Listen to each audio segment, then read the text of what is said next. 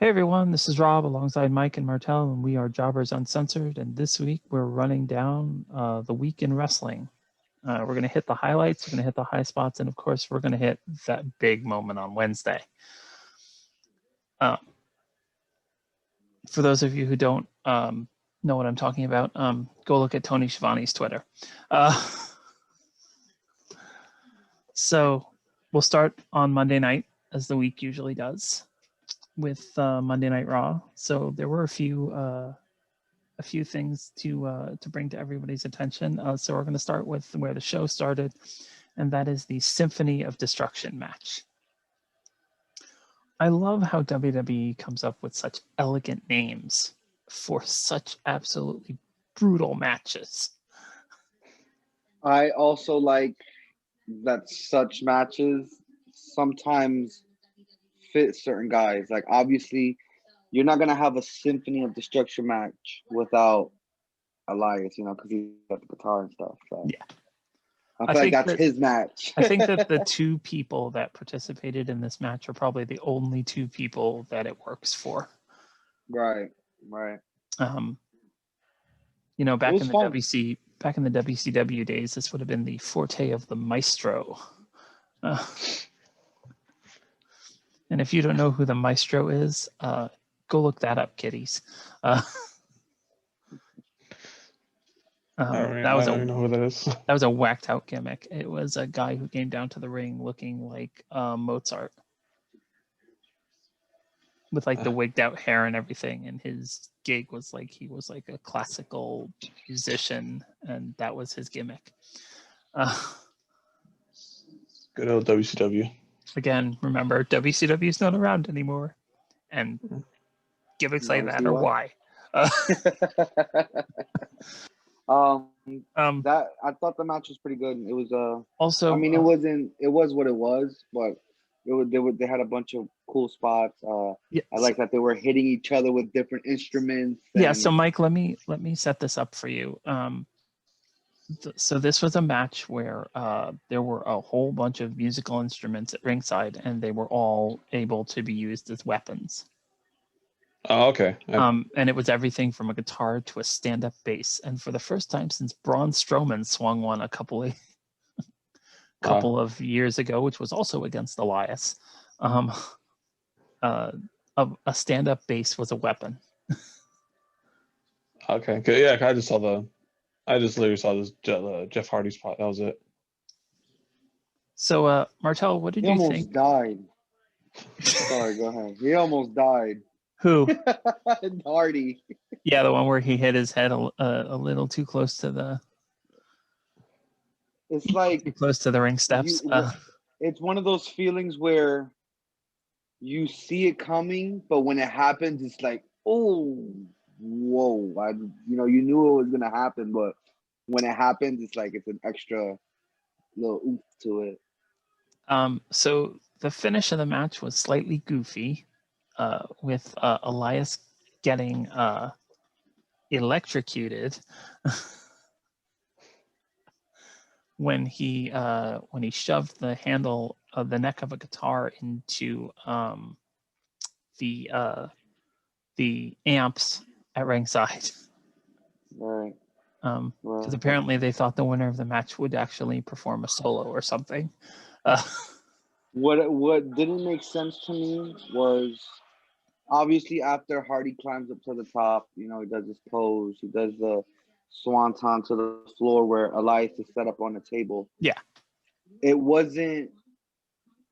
I mean, they said it was a Symphony of Destruction match, but they didn't necessarily lay down the rules.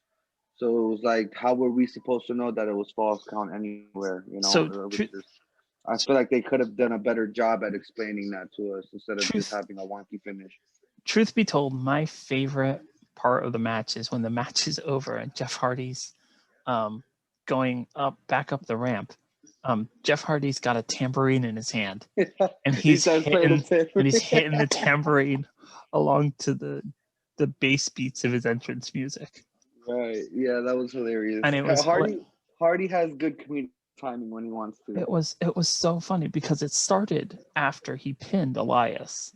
The tambourine was laying next to him, and in the ruins of the table, and he picks it up, and he hears his music starting, and perfectly, like, you know, without any hesitation or literally without missing a beat, Jeff Hardy starts banging the tambourine precisely to the entrance right after, to the right beat after of he his banged entrance his head. music. It's hilarious. And like he's getting up and he's not using his arms to get up because he's playing the tambourine. Like, Mike, you have to go back and watch that because it's actually one of the funniest things I've seen on Raw in quite a while. Hey, you guys told me. I'll watch it. It is very funny. It was definitely brutal though. I was like, it's very rare when I see something and I don't think, oh my God, that was awesome. It was more like, oh my God, I hope he didn't just like break his head. You know what I'm saying? Like, I was just like, whoa, that looked pretty bad. But it didn't seem to phase him. He got right up. He's like you said, he was playing the tambourine. You know, he was doing this thing. And I was just like, oh, I guess he's good. I guess he's good. Yeah, I'll watch it. I'll watch that then. So we're going to talk really briefly about the women's portion of Monday night because Martel we'll let you talk about Shayna Baszler at length in a minute, but the biggest surprise coming out of Raw was Dana Brooke. Dana Brooke won a match against the female member of Retribution, Reckoning. And everybody was kind of stunned, and I don't think anyone was more stunned than Reckoning. And then the big deal about it was Ali gets in the ring and starts berating Reckoning for losing. Like, he's like, "There's no failure in Retribution. What's the matter with you?" Like, really verbally laying into her, and she's just sitting there and taking it. So I'm trying to figure out if this is the first crack in Retribution or exactly what's going on. I think it's a little early for that. I mean, I don't know where they're going with it. I mean, it was what it was. I mean, who's Dana Brooke? You know, I feel like, you know, after Reckoning, aka Mia Yim, for those who don't know, I felt like last week when she attacked her backstage, I feel like that was like setting up for her, you know, to, you know, ease into the women's division. But it's like first thing she does is she eats a pen from Dana Brooke, and it's like, oh, okay, now there's cracks in the armor of Retribution. I don't know if anybody can make sense of that, But by the way, if you don't know that's Mia Yim yet, you're just not paying attention. her mask even falls off immediately in the match. Just watch NXT and play Who's Not There. Right, right. Like people should, like, at this point, anybody who's asking why Mia Yim isn't on one of the women's War Games teams isn't paying attention. All right, so let's get to the part that you've been waiting for. Let's talk about Nia Jax and Shayna Baszler versus Asuka and Lana. Well, first of all, Asuka, I love Asuka. Mm-hmm. Absolutely. But they're making her look so foolish. So foolish. And at first, you know, when she started doing this, you know, dancing, you know, Japanese, whatever she does, at first, you know, it was cool, you know, whatever. But it's like now, I feel like it's getting played out, and now she's not. I can't take her serious as our champion, as our women's champion, especially when she's in this feud like alongside Lana, going against the women's tag team champions, and they're being taken for a joke as well. Like Shayna Baszler, oh my God, bro, they dropped the ball with her almost immediately. As soon as she lost to Becky at WrestleMania, it was whistles for her.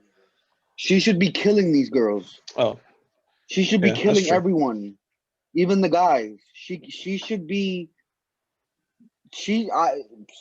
I expected her to be champion early on in her main roster run, but clearly they are going in a different direction with her. I don't know what they're planning on doing with her. One of my main problems right now that I can't wrap my head around is Shayna Baszler took 2 losses back to back in 2 weeks.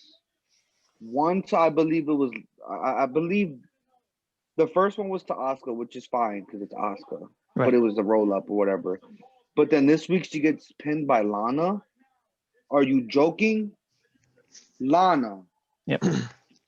And then you see there are points in the match where Shayna gets her holds in, whether it be her Kirifuda clutch or whatever. Mhm. Whatever. I don't remember what she was doing, but it's like Lana shouldn't be able to even get close to getting out of those things because Shayna's a legit shooter. She's a legit MMA athlete. If she locks in anything on Lana, Lana should be done. But no, Lana's here struggling to get out. Like, no, what? How does that make sense?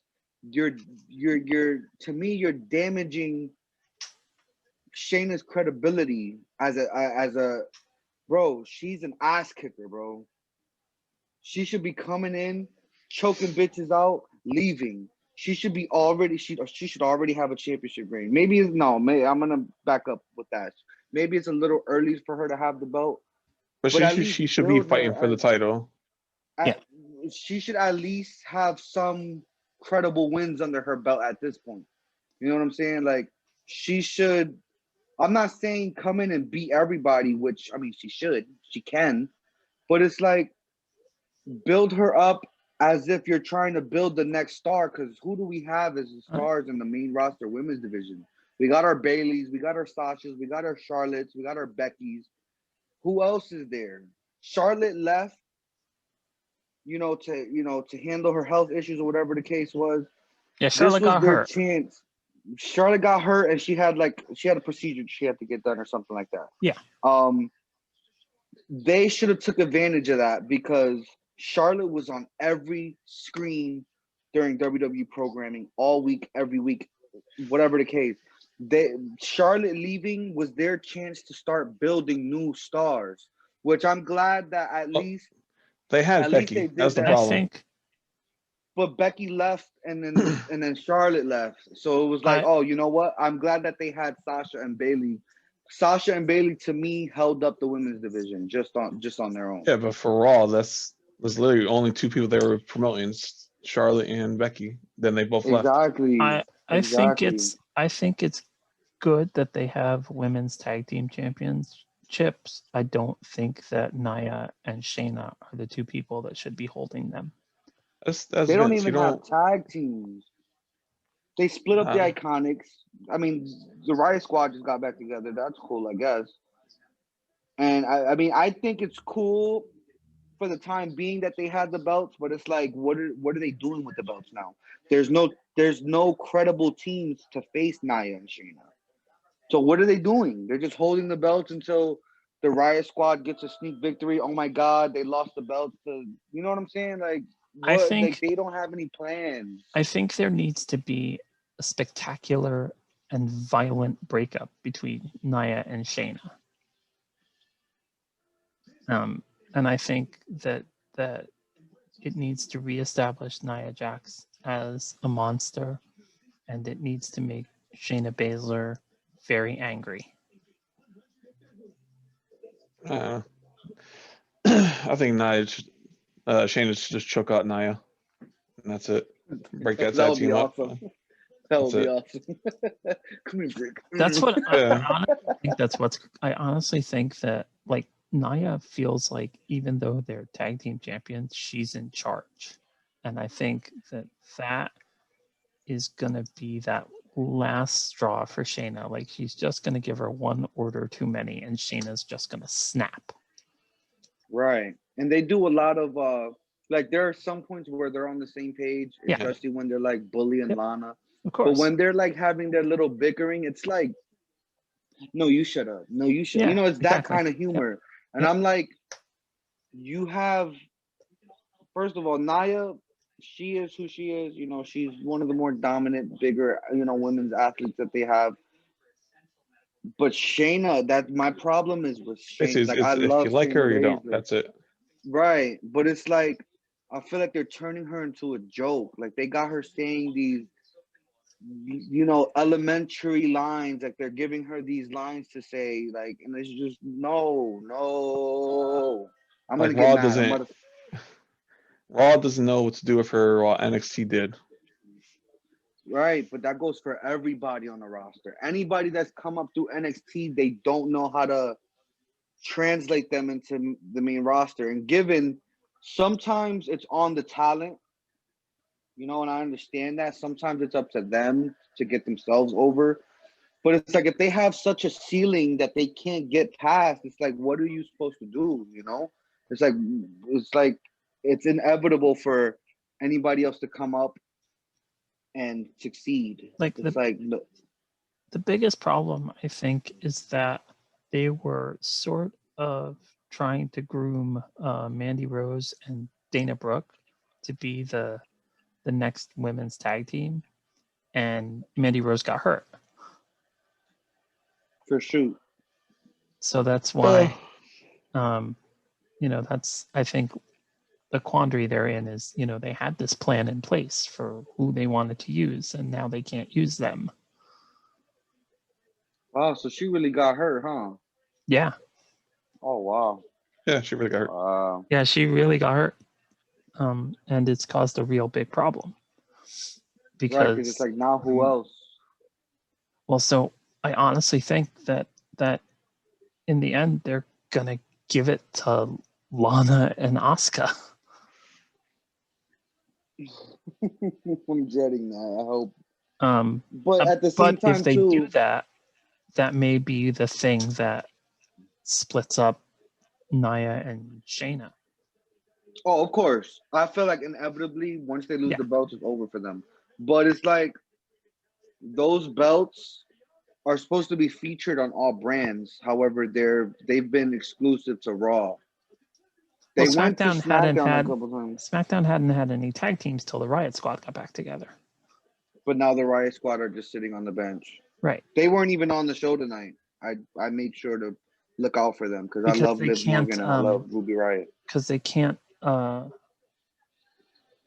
if the Riot Squad are going to go to Raw and challenge for the tag titles, that counts as one of those interbrand See, but that's one of those. opportunities. That's one of those times where WWE backs themselves into a corner. Like they make something, they make a rule, and it's like, oh, we're either gonna break it or we're just not gonna. We're just gonna sweep it under the rug and do whatever we want. It just doesn't make any sense. It doesn't.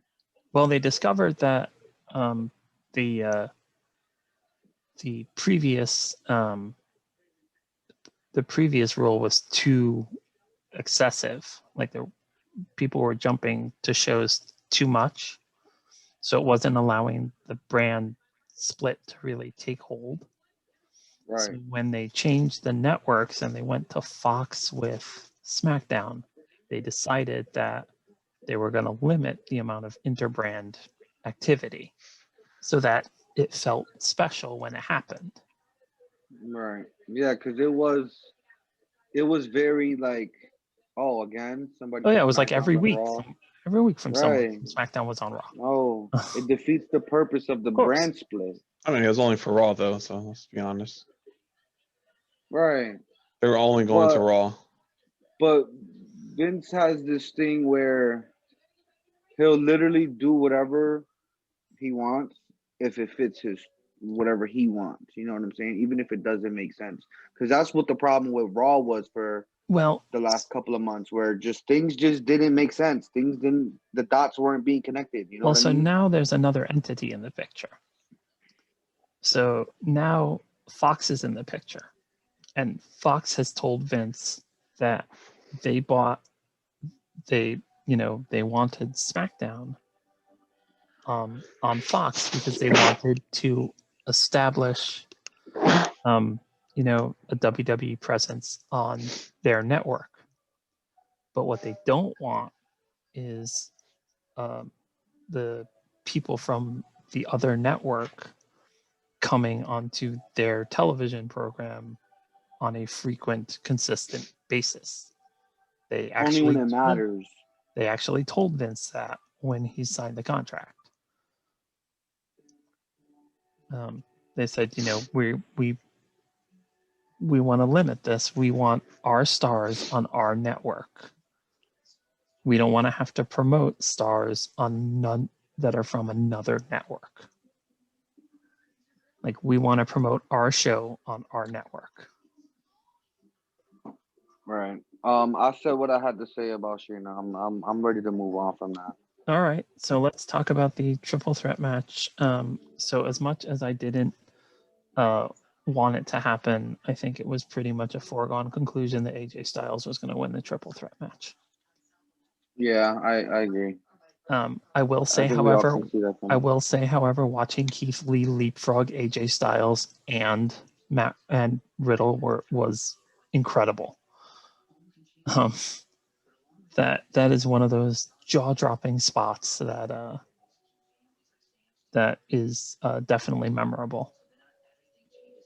I really loved the how physical Riddle and Lee were with each Yeah, other. everyone was just like, They were just going blow for blow, you know, with the kicks, with the forearms. It was almost like they didn't know who was going to win. It was like they were really trying to fight for it. Like for a minute there, it was almost like they all, you know, they sent them all out there and they went, "We're not going to tell you who takes this one." Just beat each other to death. Just go with it. It was sudden death. It was sudden death. They kept the whole show. They kept driving it home. Sudden death, triple threat match. Sudden death, triple threat match. A triple threat match is already sudden death. Whoever wins, takes the first pin is the winner. Like, I don't understand why they had to throw in that tagline with that. Because it sounds cool. Was this the main event? No. Yes. No, it wasn't. You're right. It wasn't. It was. I believe it was at the beginning of the third hour. I believe, or maybe at it was right. It was right after Cedric Alexander and Xavier Woods. That was pretty good too. That was good too. Yeah, I definitely. Cedric's on his way. Cedric's switching gears real quick before we head back into the triple threat. I did think it was interesting how you know, Woods and Cedric had a, you know, quick back and forth match. It was pretty competitive, but it was short, but it was good for what it was. And then after the match, the rest of the Hurt Business gets in and, hey, celebrate with Cedric. But Cedric walks off and he's like, yeah, won. But he's, you know, he walks off and I'm just like scratching my head. Like, is this already, you know, a tease of like, oh, he's going to go do his own thing? Because if so, I'm not for it. Because I'm loving the Hurt Business. Yeah, so it says on WWE.com, the solo post-match theatrics from Alexander seemed to catch the ire of MVP and Shelton Benjamin as they looked on from the ring. So we'll see if anything develops from that. All right. So the end of the show is Drew McIntyre and Sheamus, the team up that everyone has been dying to see again, finally. Because they're such best friends, and they've been friends since they were. And it's versus the Miz and Morrison, who have been friends since they were infants, apparently.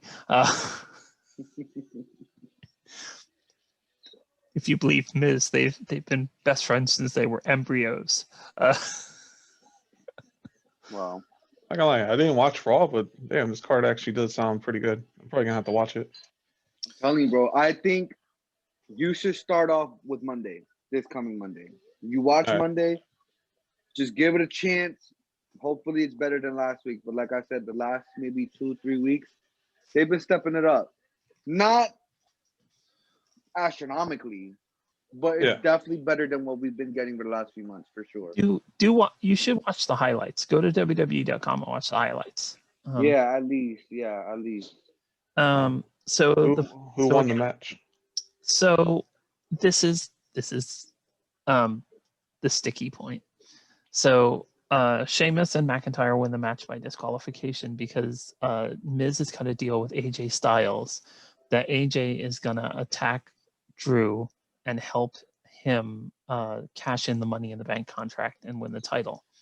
And AJ agrees to it because AJ feels like, and the best part is in the backstage interview, AJ comes right out and says this. He says that he feels it will be easier for him to beat The Miz than it would be for him to beat Drew McIntyre. So AJ is going to help Miz cash in so that AJ can then beat Miz at TLC. I was cracking up when he said that. He was like, "It's So funny. sure going to be easier to Oh my beat you than God. it would be." It was perfect. It was perfect. So funny. So AJ is true to his word and he comes out and attacks Drew. Unfortunately, he does it while a match is still going on. So he was on commentary too. He was on commentary for the match. Of course he was. Because why not, right? With the big so guy he gets standing up. next to him. So he gets up from the commentator table, goes to the top rope, hits the phenomenal forearm. Of course, the referee sees it and disqualifies Miz and Morrison, so they lose that match. And then to add insult to injury, the referee is so busy trying to get rid of AJ Styles that Miz can't cash in his contract fast enough. So Miz finally turns around, cashes in his contract, and he turns around and gets a Claymore from Drew, who's been given plenty of time to recover. So and then it looks like we're gonna get. It looks like McIntyre and AJ were gonna square off right there, but then he like gets out. Like I don't know what, I blinked and I missed it, but I think he like flipped over the rope and he ended up on Big Guy's shoulder. He's like, "You're lucky he got me, because I would have." I was just like, "Yo, this guy." Yep. AJ is the best man. He really is. So just to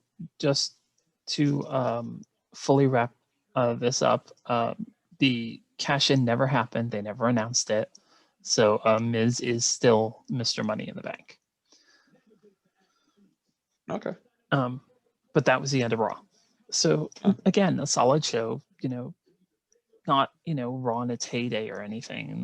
Not Attitude Era quality or anything, but a solid show. It was definitely entertaining.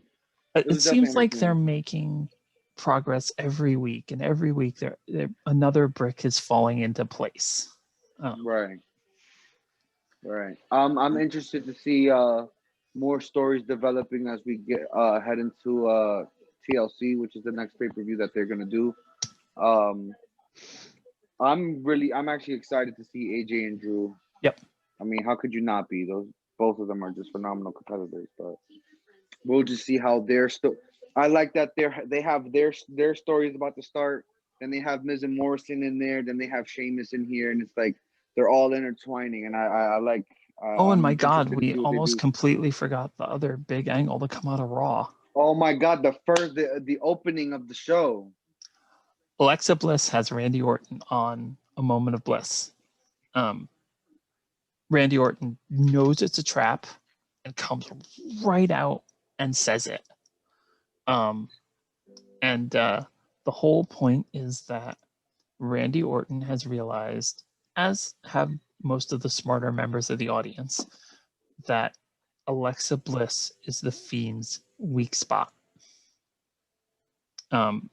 He actually cares for her and does not want to see anything happen to her. And Randy Orton ends up throwing her to him. I did like that. I'm glad that neither before. I did like the fact that before he outright said that he figured out that Alexa was the Fiend's weakness. He did go back to his feud with Wyatt a few years ago, where he was like, "I know Bray Wyatt, and I figured out what his weakness was, and I burned it to the ground." Yep. So he was like, "Now I think now I figured out what the Fiend's weakness is," and he's like, "It's you, And then once the lights start shutting down, and it's like, He's just in there. I don't And know. I love it because this whole angle is built around bringing that earlier angle full circle. Like this is meant to be Bray Wyatt's revenge for that.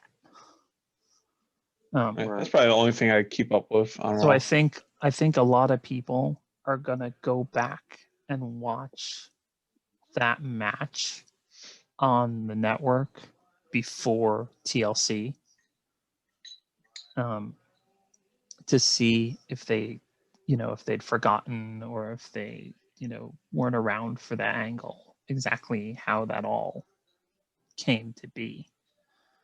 Right. I really hope that they don't have like a one and done, because if they're gonna go back to a feud from, Oh because yeah, no, I don't. with Randy, his last two feuds were excellently played out, I mean, over a couple of months. do you honestly believe that they could do a one and done with this? Because I don't. Right, right. To be honest, I don't even feel like Randy versus Bray fits the card of a TLC necessarily. I feel like they can really play it out and stretch it at least until the Royal Rumble. I feel like that would be better. I mean, I don't know, better if that's the word, but to me, that's what I feel. Yeah, I think I think a prolonged feud couldn't hurt either of them. Um, so that's Raw. Now we finished Raw. Right. So now we'll move on to what I have to say is the moment of the week for me. Um, so if you could have told me going into Dynamite on Wednesday night that what was going to happen on Dynamite was going to happen, I would never have believed you in a million billion years. Agreed. For the last few months, there's always been like clamorings and like rumors of like, oh, what if, or maybe he is, and it's like I never really fed into it, because it's like, why? But it's like when Yeah. it happens, it's like, oh my god, like it makes sense, like Yeah, can I just say that AEW deserves all the credit in the world for being able to keep this from everybody. Absolutely, yeah, because it's Like not a. I mean, there the are thing with AEW is they don't have a lot of. 500 wrestling news sites online.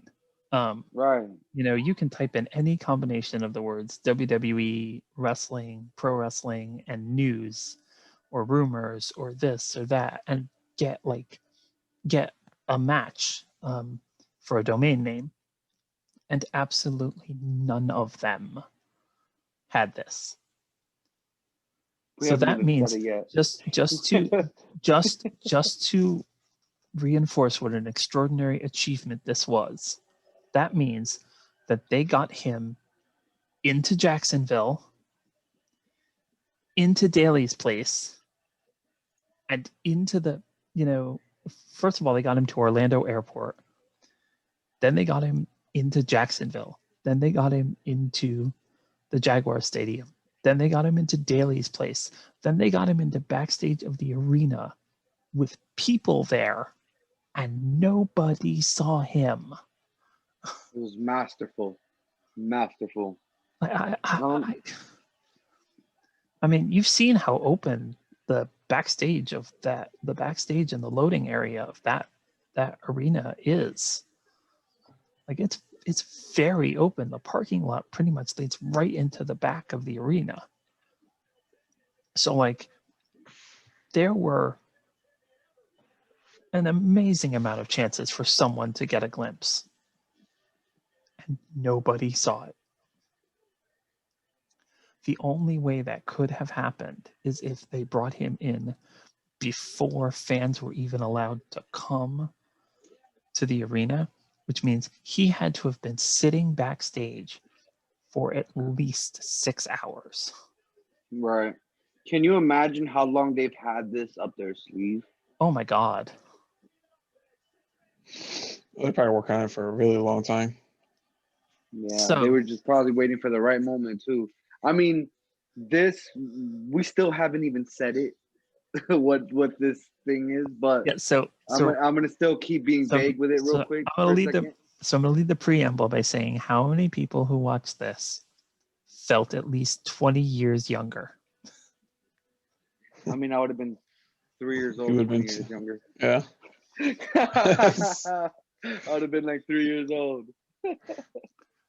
I know one person who felt at least 20 years younger when this all went down, and that's Tony Schiavone. Oh my God. He was like the highlight of the If segment. if Tony Schiavone isn't calling this event, then it doesn't come off the same way. Agreed. Agreed. It Agreed. definitely gives you that nostalgic feel too. So so I guess we should probably go ahead and you know drop the curtain and raise the lights. Tony Schiavone said it best. It's Sting. He was so excited. Sting is all elite Oh officially. my Yes. God. And he signed a multi-year deal as well, so he's gonna stick around for a while. And he looks Yeah. amazing. Like he looks really good. And he's already got his shirt. And Yeah. it's sold out. Okay, so Yeah. how incredible was that? He walks out and the funny thing is, you know, me being so involved with merchandising and everything, the first thing I notice is Sting's got his own shirt. Good for him. Like once I pick my jaw up off the floor and I get over the initial the initial shock, the first thing I notice is he's got a shirt already. Yeah, he lit. For, He lit. for me, man, it was the entrance, bro. Like that was one of the best entrances I've seen from AEW. Yeah. Absolutely. Like Absolutely. It's they also they put the budget into that one. it is also one of the only times it will snow in Jacksonville, Florida. That's right. I just think it's cool too because yes, we had this entrance from Sting. Like Sting made his, return to wrestling for his return to TNT, but it kind of feels better because, especially since the Undertaker just said goodbye. He was another iconic entrance, so it's like we say goodbye to one and we say welcome back to another. So it feels pretty good for that. So it's funny for you, Martel. You weren't actually around when it all went down, but in case you're curious as to what they were talking about, the last time Sting appeared on TNT was on the final episode of WCW Monday Nitro. He wrestled and defeated Ric Flair. I was young, but I vaguely remember it. It was Sting versus Flair. I remember. That was the night that hell froze over in professional wrestling. That was one of many nights over the next few years where hell froze over in professional wrestling.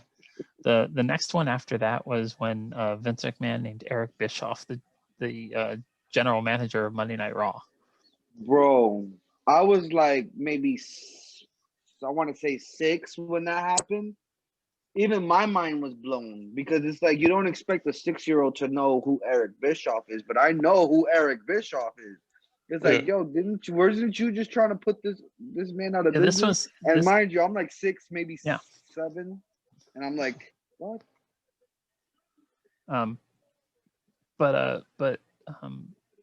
Tony Schiavone really made that segment. And the best part was like they that segment finishes and they go to commercial and they come back from commercial and the segment's still not over for Tony. He's still excited. And then JR and they couldn't, like, hey, I nominate Tony to do his first interview. They couldn't wait. They couldn't wait to tell people that Sting was going to speak next week. And so JR gets to read the copy that says Sting will speak. And he goes, I nominate Tony Schiavone to conduct that interview. And Tony Schiavone goes, hell yeah, I'll do it. He's excited. I can't wait for that because I'm interested to see what Sting is going to be there for. because I hope. it was cool when he I comes in. I mean, it was cool. You know, he comes in, he has that face off with Arn, and he has that face off with Cody, and he has that face off with Darby, which was by far the more prolific of the three. Um, but it's cool because it gives you that aspect of, you know, Arn is from Sting's past, you know, Cody's the present, and Darby's the future of the business. So it was like I felt like it was perfect. well, so they said Perfectly that done. Cody grew up watching Sting. That was a perfect. That was a And Cody was perfect piece of around business. Sting quite a bit when he was a kid because Dusty was in WCW. And Darby, Sting is one of Darby's heroes. Definitely see the influence. I just don't want it to be a mentor thing. No, I don't think it will. Too many legend mentors in AEW right now. I don't think it will be. I also don't. I would be see very him- interested to see if there was any, or hear if there was any backstage interaction between Sting and Tully Blanchard. Because that is another one of those old-timey, hey, how you been type of things. It's been a while. But Yeah. like the two things I want to see happen is I want Tony Schiavone to start the Sting interview with an old style WCW intro. And Sure. then I want to see him try to hug Sting.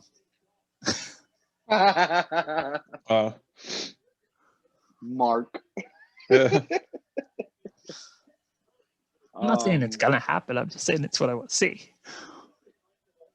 Like every time Tony Schiavone interviewed Sting, it started a particular way, and I think for the fans to consider it correct, it has to start that way again. I'm sure they will. I'm sure they'll add that in there somewhere. It's like Gene Okerlund. Every time Gene Okerlund interviewed Ric Flair, the interview always started the same way. You know what's another thing too? Because I know that there was a lot of people on like social media and like I saw some comments on like YouTube and Twitter or whatever, where people are like, "Oh, this guy, the old, he's back. He's old. He's gonna come in. He's gonna bury the young talent. Blah blah blah." And I was just like, I think it's perfect, especially the timing now that Sting is here, because one of AEW's missions as a company is to bring back those lapsed fans that I used to watch wrestling, but I fell off.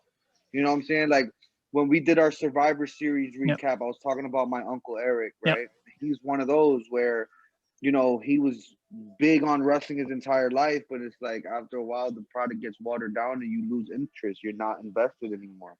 Sting is that perfect. Like he's older.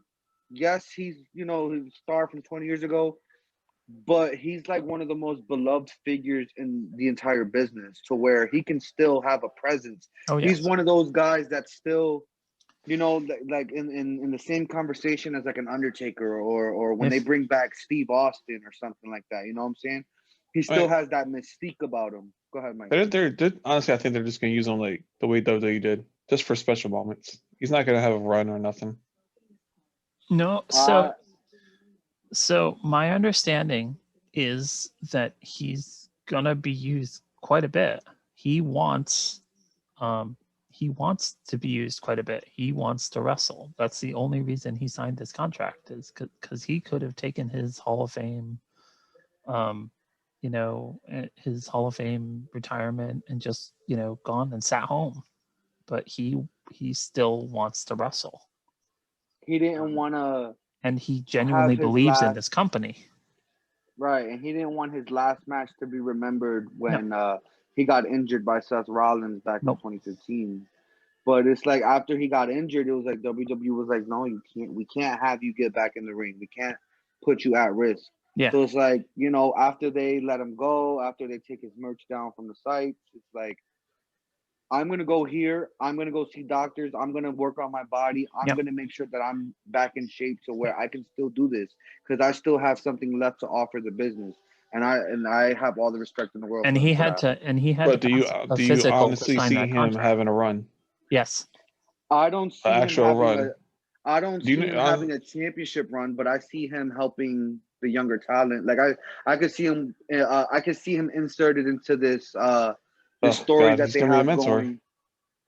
I wouldn't. I He's see going. him It's going to as. go to that mentor route. If you're saying he's helping the younger talent, But I what? But think I why? need But him to why that have else an would he? actual feud in AEW. Not I I'm think Cody's buddy. I don't think he's going to be Cody's buddy. I think that it's going to be more of an issue with Taz and the way Taz is conducting himself. And I think that's where initially Sting is going to get involved because you know that Taz is going to come out next week and he's going to be like, oh, what the? Right. So Right. after that triple threat, what's he gonna do? What triple threat? I mean that 6-man tag. Who knows? It's leading up to that. Like let's be honest.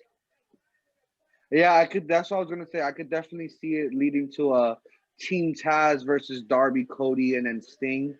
But I feel No, I think you're not that gonna see. I, I don't expect to see Sting in like 15-minute matches. So that's what I'm saying. You. He's just gonna have spurts, moments in AEW. He's not gonna have a long, continuous run. see. He's I gonna don't have know moments in because AEW.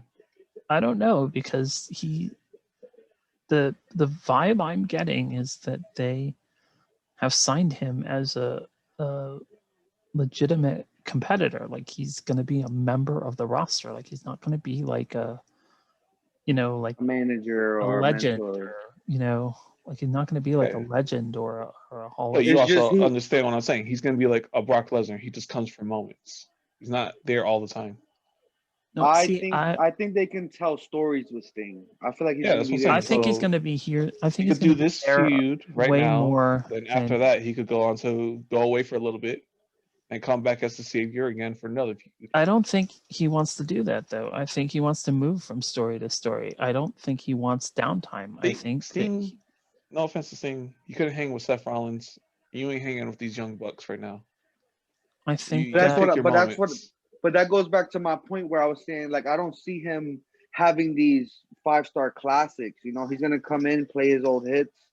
Okay, so For he's gonna be a part-time wrestler. He just signed the part. That's it. I mean, well, we're just gonna have to see how that plays out. I don't think AEW has those part timers. I feel like if they're gonna have Sting, no, they're like gonna get their money's worth. I haven't read He could be the first anything. one. I haven't read anything to the contrary of he intends to be a legitimate member of the roster. I don't see it. I don't see That's Sting there every single week. That that's just what kind of I diminishes his Yeah, character. I agree, but at the same time, we don't see Moxley wrestling every week. You know what I'm saying? Like maybe a couple weeks here, he'll have some promos, he'll have some run-ins, he'll have some But, whatever the all right. case may be. But we're just gonna have to see. Maybe they'll save I guess his matches for like like a big episode like we had Wednesday So that's night. what I was saying. Like big moments. That's I the only time think you're really gonna see Sting. I Big think moments. at least in the short term you're going to see him a lot more than you think. Oh yeah, for Right. sure. But after this feud, I could see him going away for a little bit and then coming back for another feud.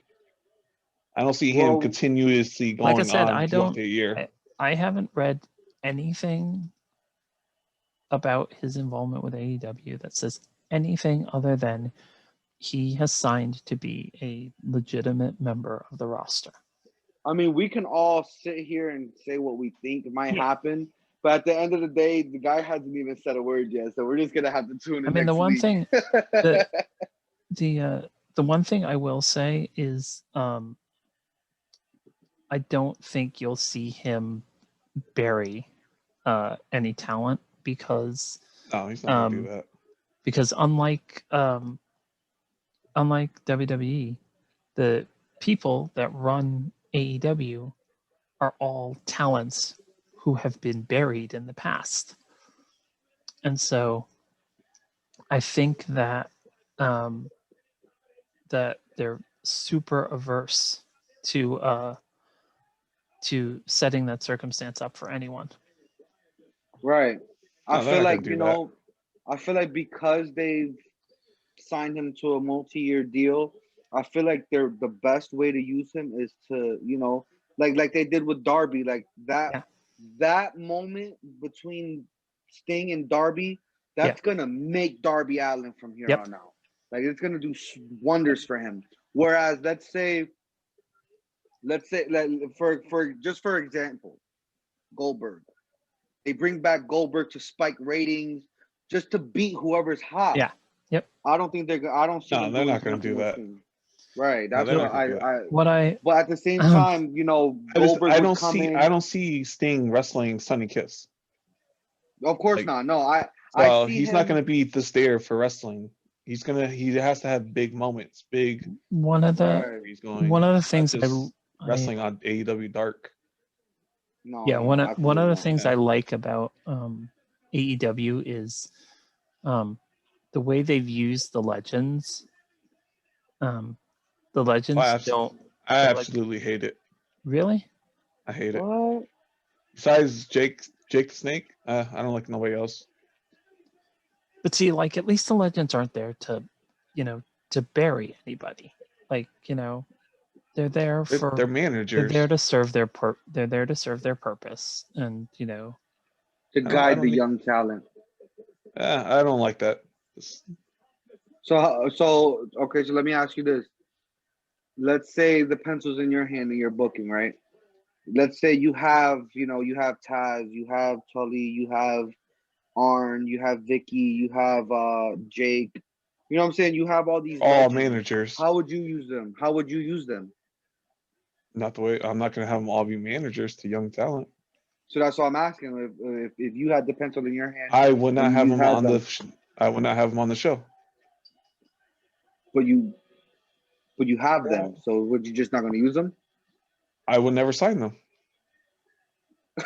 But bro, Like, they are signed.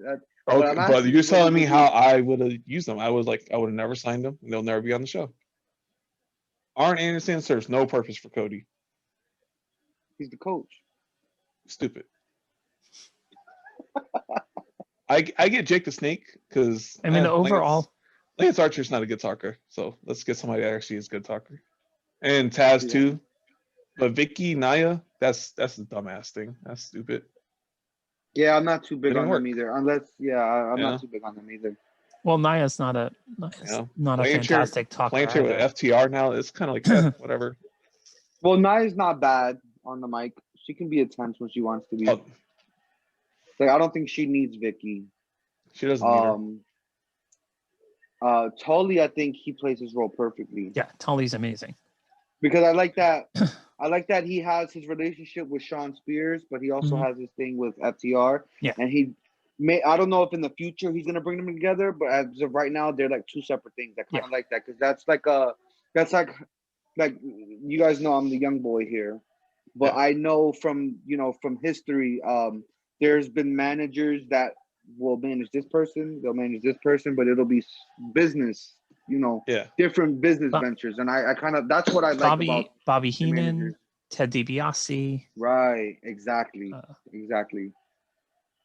I don't know. I just don't like all the managers being used as all the legends being used as managers for young talent. Because you want to guide them. That's kind of stupid. I mean, the only reason I could see why they would want to have so many managers is because a lot of them don't know. Not that they don't know, but they're not that great at cutting promos, which I feel like that's like for Taz, maybe it makes sense. The one thing I do like is that the managers were paired with the legends were paired with the people that it makes the most sense for them to go with. Right. Like Arn Anderson was paired with Cody because Cody grew up around Dusty and Ric Flair and Arn Anderson. So it was a natural fit for Arn Anderson to be Cody's coach. Taz was, the attitudes of Ricky Starks and Brian Cage fit Taz perfectly. Right. Tully Blanchard was a tag team specialist when he was in, when he was active in professional wrestling. So for him to be with FTR is not, not a far reach, and actually I think a really great pairing. Absolutely. Yeah, you don't need all these managers. And then there's Vicky. Yeah. I agree. I don't think you need all of them, but I feel like some of them are fine where they are. I could give Like you you're right. Taz and Jake the Snake. Those are only two I could see because they cut promos for their guys. Right. And yeah, I agree when you say that I find Arn it funny. doesn't really. I have to say, I find it funny of the two of them that Jake the Snake is the better talker. Since I usually have to turn my volume up to hear what he's saying. Right. Yo, that's how I feel about Roman Reigns. When I hear him talk, I'm like, yo, God. shut up. Everybody shut up. I have to hear what this man has to say because he so brings you in, just like the way Jake would.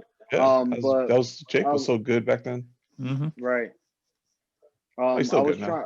I was saying, Mike, that I agree that there are a lot of legends as managers, and I don't think all of them need to be there. Like one of them being Arn. I mean, I get that there's the Nightmare family, and whatever He the doesn't case need to may be be, there. but Cody could talk for himself. You know, Arn has not talked for Cody at. I don't know. No, because over the Arn, the coach. Yeah, right. I've goddamn. He needs a whistle now. Matches, right? He does. In the last few matches that Cody's had, I noticed that Cody, especially with when he had the match with Darby, when he lost the belt to Darby at Full Gear, yeah, there was a lot of he's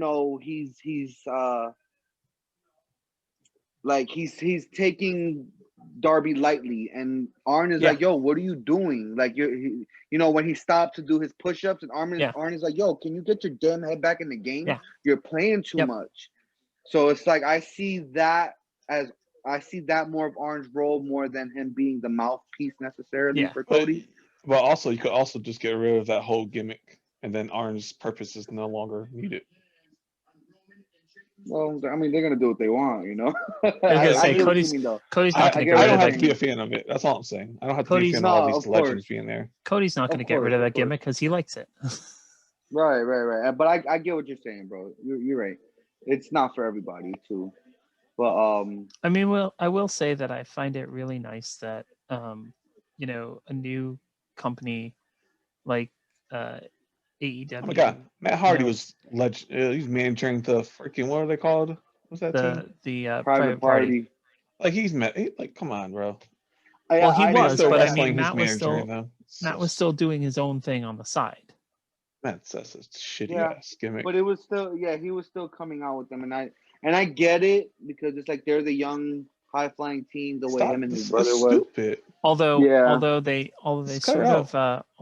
sort of put paid to that in the Battle Royal because Matt Hardy eliminated one of the guys from Private Party. Oh yeah, that's right. Wait, did he? Yeah, he did. No, I don't think he actually did. No, he did. Wasn't he trying to springboard the guy back into the ring? Then he got pushed out. No, he tossed Isaiah Cassidy over the top almost immediately. Wow. Okay. Oh, but you're talking about the Mark Quinn. He did his the move that he does with Isaiah Cassidy. But after he jumped onto Matt's back and he was coming back, they pushed him off. Yeah, he tried to do it on Miro, and Miro just threw them both out. Yo, Miro is a beast, bro. I'm kind of disappointed the way they're using him. John Silver is over. And I was trying to tell you guys this last time, but you guys were like, he's all right. No, bro, don't even get me started. I'm about to get myself hyped up. Yo, first of all, he's hilarious. He can. I agree. He's hilarious. But not only that, like it's one thing if you're just hilarious, but your work rate. He's a legit good wrestler. Like he's good. Like he's fast. His striking ability. Like you ever see him do those yes kicks? You know what the biggest problem is for as far as he's concerned is the Dark Order gimmick is kind of in limbo right now. Yeah, it really right, is. right. Like where, like what's going on? Brody Lee hasn't been seen in like, Ever 4 since Is he he lost months. the injured belt, again? Is he actually injured? Because I'm like, I think he's actually injured, but like the problem, he this is might why be. WWE didn't push him because like he it just kept reminds getting me, injured every it, single time. it reminds me a little bit of Inspector Gadget and the the evil organization Mad. Like you never see Dr. Claw, but you always hear like Dr. Claw told us to do this and Dr. Claw told us to Right, do that. right. And it's like I like kind of like. Sorry, go ahead, Rob. I always like whenever I watch it nowadays, I always think to myself, well, why doesn't Dr. Claw just get off his ass and do it himself? I kind of like the fact that we haven't seen him because the last time we saw him, he had that brutal dog collar match with Cody, and it Yeah. was like, it was kind. I mean, at first it was a little weird to me because let's go back a little bit to where when Cody first lost the TNT title to Brody, it was in a complete squash. Oh yeah. He got violated basically. Oh yeah. But then a got couple weeks later, destroyed. a couple weeks later, Brody has that 20-minute clash with Orange Cassidy, which was good. But it was like you just beat Cody in 3 minutes, but it took you this long to beat Orange Cassidy. Yeah, AEW is like they try too hard to make everybody look like they're a legit threat sometimes. Yeah, exactly. And that's one of their problems. Like you don't see a lot of squash matches, right? Because they try to make everybody seem like they're legit. You have to build the stars first. Like one of my Yeah. problems with the company, like I love AEW, I'm a huge fan. But one of my problems is when they started the company, they try to just make it seem Give like everybody a certain shot. guys were. They not only that, but it was like Kenny's already a star. The Young Bucks Right. are already a star. Right. Like half the people that are tuning into TNT are hardcore wrestling fans like us. But the other people that are, just casual fans, they don't know who the fuck Kenny Omega is. That's one F bomb. I got 4 left. Yeah. They don't know who Kenny Omega is because he was in Japan. They don't know more people know who the Young Bucks are. But it's like you can't create a new company and just expect people to know who these people are. You know what It's I'm kind of like saying? they should have done like what they did WWE did with Austin sometimes. He just goes in the ring, stunners somebody, and walks out. Yeah. Simple as that. He's the top dog. Yeah. And they never really established anybody like that.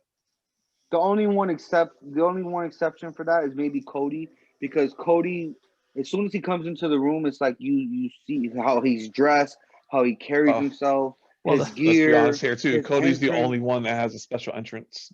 yeah, I was gonna Right, say right. So it's the like the he's middle of the him. entrance splits in half Yeah. for him. So Cody's a special character in this Right, this show. right. But you don't you know have to get Kenny, a Hangman. They don't know if they're exactly at his level. Right. So it's like they're trying to make everybody look good. Everybody's trying to get their shit in. Everybody's doing these crazy spots, trying to outdo each other. But You know nobody's what? really telling Remember, stories. Nobody's really upgrading to that next level of stardom. Go remember ahead, like Mike. last month when Kenny squashed Sonny Kiss? Bro, see, we need stuff They like should have that. done that. Exactly. They got to do more of that just to establish who's the main eventers. Right, exactly. Instead of like there was, I think it was last week maybe or the week before, where the Young Bucks had that match with that young team Top Flight. Yep. Now it was fantastic. I thought Yep. it was a great match. Those young boys, they're gonna be stars. Yeah. But it's like you can't have the champions fighting a couple of nobodies. No offense to the young boys, Top Flight, but it's like you can't have that competitive nature of a match with the champions, because it's like they should have beat those kids. Right. Not quick, but like they, the kids could have got their shine in. They Right. could have got their heat or whatever. There's a difference between making them look good and really putting them over. Like, right. Exactly. putting them over on an unbelievable. Right. Yeah, I think when But AEW they're does I good. think that, the you're one gonna thing see they've done their established stars. What was that, Mike? Now, once AEW starts realizing that not everybody should be a competitive match, then you can see like the people separate themselves. Right, exactly. I think one of the things they've done really well is whenever Orange Cassidy has a match, it seems like it's always the predisposition of whoever he's fighting for them to underestimate him, for them to sleep on him, and then like he turns it on, and then they're like, Right. oh wait, what did I get myself into? Exactly. I feel like, but that's the genius of Orange Cassidy. It's like He's the he only does all person that this could do lazy that. stuff. He does all this lazy stuff, and it's like people are like, "Yo, are you like you're kidding, right? Like, why are you playing?" And then once they try to like get the better of him, he's like, "Nah, I'm kicking into full gear." Yeah, but he's the only guy that could actually do that. That's why he's so good. Right, right. I don't think anybody could pull off that kind of gimmick the way he does, because Oh, yeah. not only does he play the character well, but his in-ring work is good. Yeah. And he also I like how he connects it together. How he can be this lazy character, but when he needs to try, he goes hard, and I love that. I love Orange Cassidy. I want to know. If I ever had the chance to interview him, I would love to know how hard it is to learn to wrestle with your hands in your pockets. Bro, he be doing like suicide dives with his hand in his pockets. I'm like, yo, that's dangerous. What if you hit your head? Like, bro. Dude, I've never seen anyone else who can do a kip up with his hands in his pockets. Right? And he's just so cool. He is. So you guys want to go to the main event? Let's touch on a couple other things really quickly. The Chris Jericho Frankie Kazarian match was amazing. That was pretty good. What a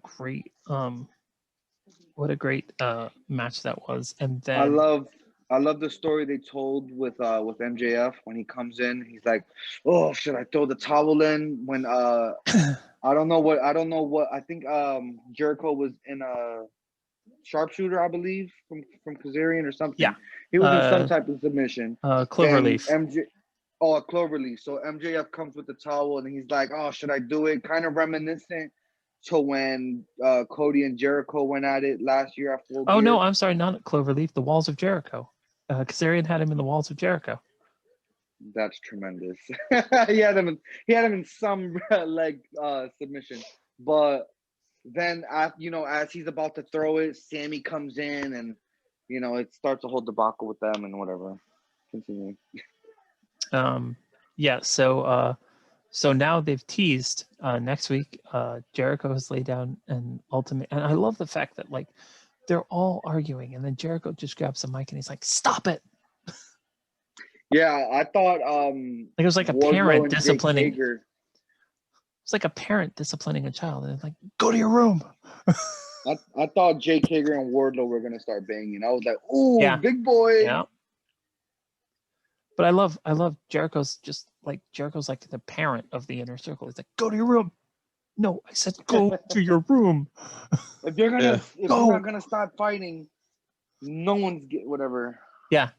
So Jericho's laid down an ultimatum. So next week, they're gonna hash it out. They're either going to mend all the fences and go forward together, or the Inner Circle is going to break up. I'm thinking option A. Yeah. I would be super surprised if they broke the Inner Circle up. Right, because they're not gonna just have MJF and Wardlow join just to break them up. Like that wouldn't make any sense. I mean, that's what's gonna happen, but it's gonna take a couple months for this MJF to worm his way into everything. Like all good termites, it takes a few months for them to eat out the foundation. Yeah, that's a long time.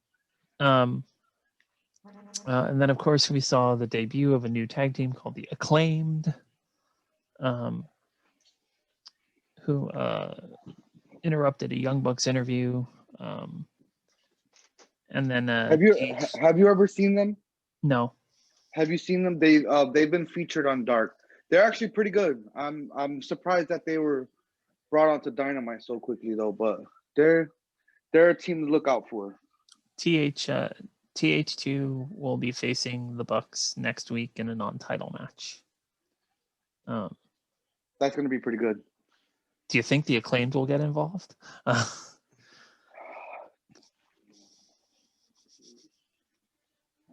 Well, I'd say the chances are pretty good. You know, I'm not going to say it's a certainty because nothing in wrestling is certain, but I think that there's a better than average chance.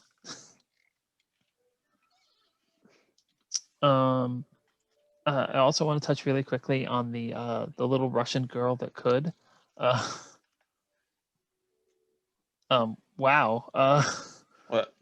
That so there was a so Britt Baker took on legit Layla Hirsch.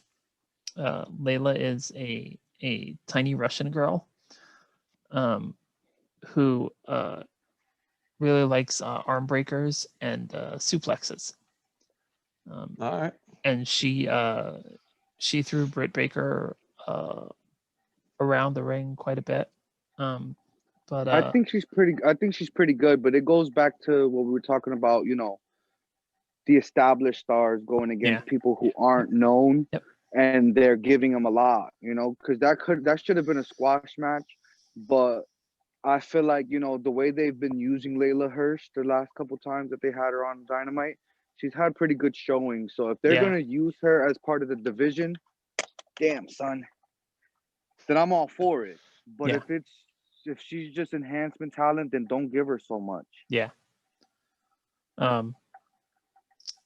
So Thunder Rosa gets involved at the end, and so I think you're probably gonna see Thunder Rosa and Layla versus Britt and Reba or Rebel or whatever you want to call her this week. I love when they you know how they show like the name bars under them? It'll always say Rebel, not Reba. I pop every time. I love the people that write those copies. They're hilarious. So now we can go on to the main event. So it's Darby and Cody versus Ricky Starks and Powerhouse Hobbs. I will get that right this week. Ooh, that's actually not the main event. That's not the main event. Oh no, that's right. That was when Sting came out. But go ahead. Yeah, so that was that was my Dynamite main event, but sure.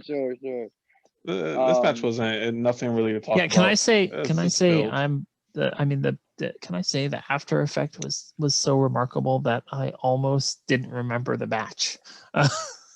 Right.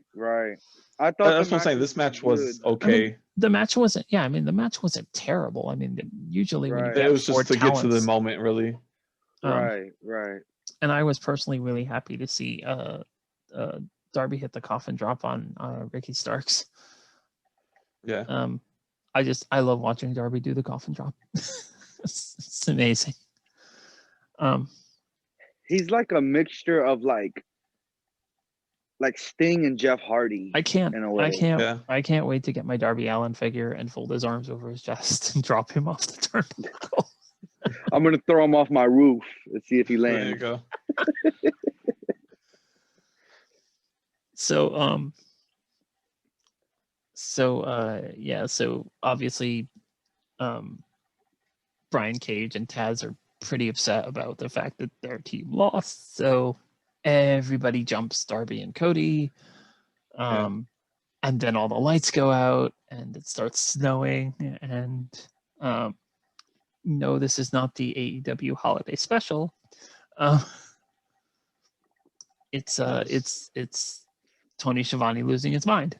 I like the. Go ahead, Mike. Go ahead. No, go ahead, Marta. I was gonna say that I like. At first, I was kind of like when you know the lights go out, then they're showing this package on the Titantron, and it's like it just says his name, and I'm just like, ah. I would have liked it if he had just shown up in the ring after. Yeah. But after watching it, actually, I watched it twice, and I kind of thought it was brilliant twice? that they did that. No, because I watched the show just to skim through it because somebody told me something great happened, and I was like, damn, I got to see what happened. So but I didn't tell you what happened. Yeah, but you text me, you was like, oh my God. And I was like, damn it, something happened. So I'm here skipping through the show till I get there. And then when I see it, I'm just like, eh. But then when I watch the match and then it gets to that point, I love that. I love that they did that because, as soon as people in the audience see Sting, they're going straight to social media like, oh my God, you'll never believe who's here.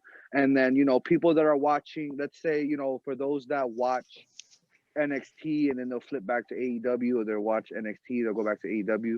If you're on NXT and you see on Twitter or wherever the case, whatever social media, if you see Sting is All Elite, you're switching the channel. Yeah, of And course. it's like you see his name on the Titan. He comes out really slow. He stands there for a good amount of time and he's just soaking it in. He's just, you feel his presence. And then by the time he's in the match, people have already switched over to the next channel. So I thought, after thinking about it, I was like, that's actually pretty smart. I thought what was great was, he came out and you could tell immediately, like, the reaction. Like, that's some of the loudest that AEW arena has been in quite some time. Especially with limited fans too. And I thought JR had a really great line where he was like, "These people have not forgotten." And I mean, of course, though, like, again, Tony Schiavone just made that entire moment. Right. There was nobody in the world that was more excited than Schiavone. Like, it was emotional. Yeah, I mean, Tony it was genuinely emotional. Like, when you think about the fact that it was 20 some odd years ago that these two were last in the same building in a wrestling arena together, and it was for the same event on the same night, and it was Right, also on the same network that that this moment was being broadcast on.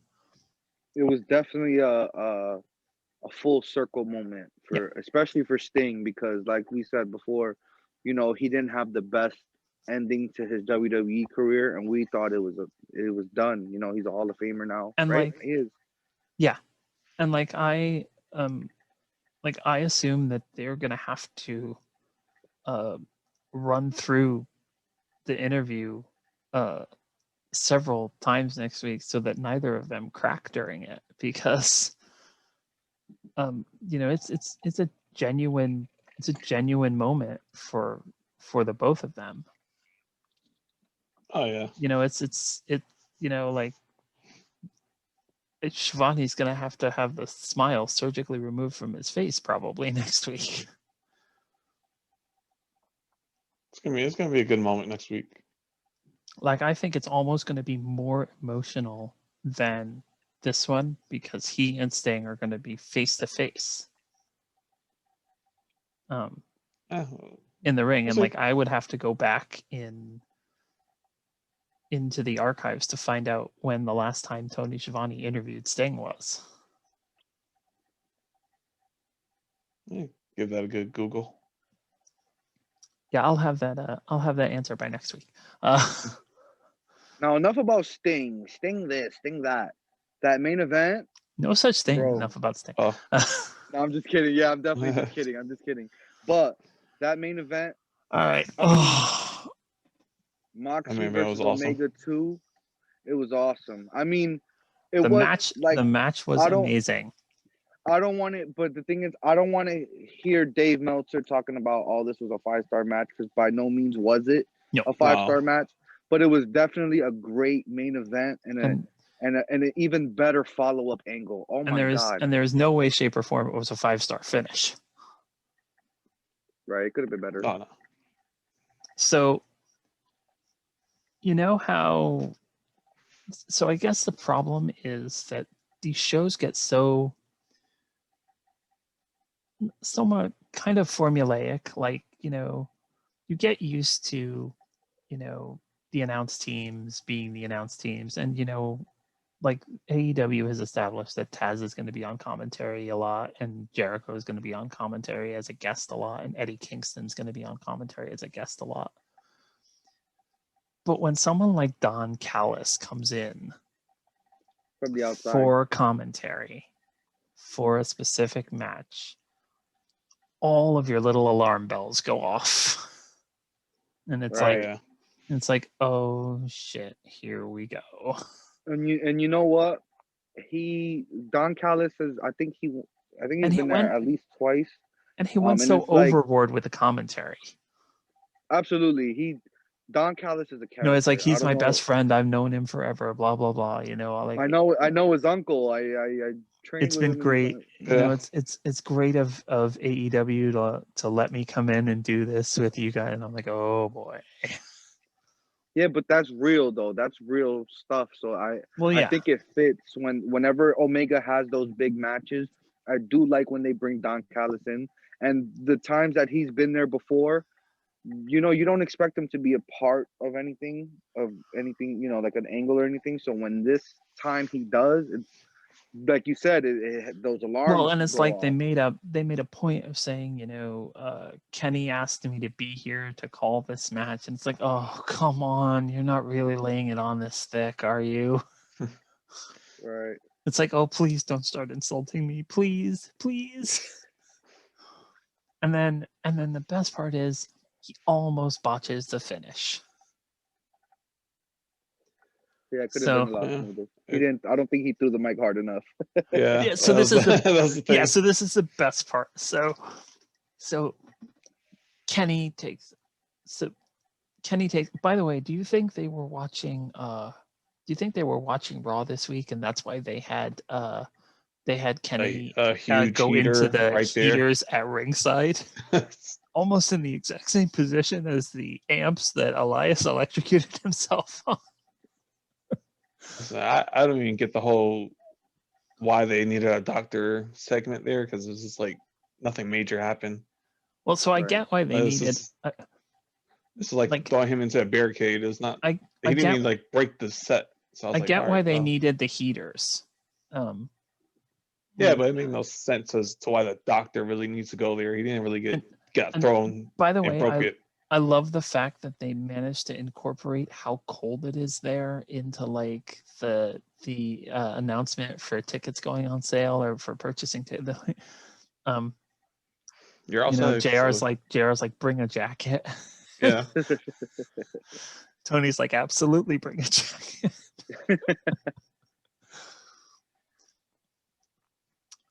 What do you guys think? I mean, obviously. So wait, let's finish how Don Callis botched this first. Go ahead. So, first of all, Don Callis, Kenny Omega's hurt. Don Callis is very concerned. Don Callis is not a doctor, but he's very concerned. So the doctors are tending to Kenny, trying to, figure out what's wrong. And Don Callis feels the need to run down to ringside. And if Yeah. I could give Don Callis one word of advice, it's never run down to ringside again. It's not a graceful thing to watch. Oh no, it's not. Just calmly walk down there. It's not that far. Unless it was a timing thing. Maybe if he Kenny's- had enough time to walk down there without really being noticed, maybe it would have went smoother. But I feel like maybe it was approaching the time where he was supposed to. So he's like, oh, you know what? I got to hurry up. and go." Kenny's injuries were not life-threatening. He's not going to die by the time you get down there if you just Yeah. walk. That was the whole thing I never got with that's what I'm saying. The whole doctor thing. I was I like, couldn't figure out what the I doctor knew the was setup was doing. happening. I couldn't figure out what the doctor was doing. I don't even know. You knew it was something fishy was going to happen as soon as you saw that doctor. You're watching the doctor standing over him and you're thinking to yourself, what's he saying to him? Like, are you cold? Are you thirsty? Yeah. Do you need some Are you okay? crackers? Are you okay? Is your stomach upset? Are you okay? Do you need some crackers?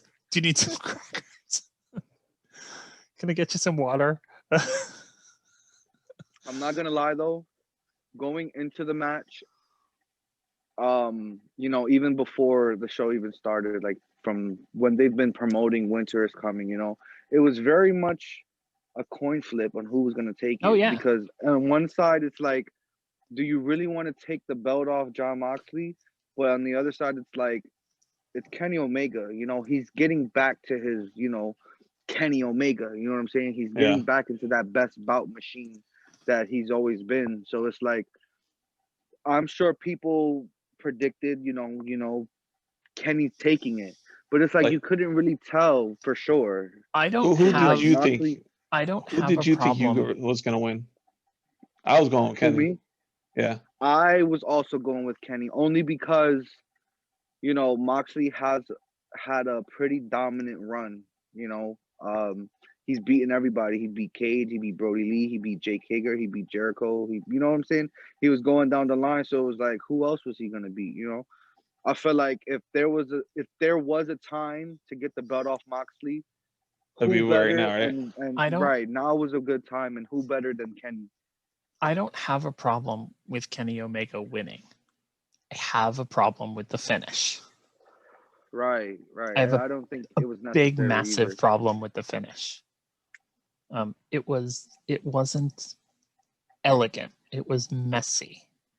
Right. Yeah. I mean, if they were gonna do, I mean, I get why they would do something like this just to keep credibility on John Moxley, because this, by the record books, this was John Moxley's first official loss. Yeah. Nobody's Yeah. beaten Yep. John Moxley, so it's Yep. like, if you're gonna do a screwy finish like that, I guess it protects John Moxley.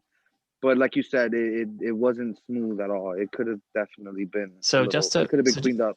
So just to finish the whole ridiculous finish. So Don Callis runs down to ringside, grabs the mic from Justin Roberts. And he's like, "What are you doing? No, what are you doing? No, this is my mic." Doesn't even grab. Yeah, I was gonna say, doesn't even grab Justin Roberts' mic. Grabs another mic. Yeah.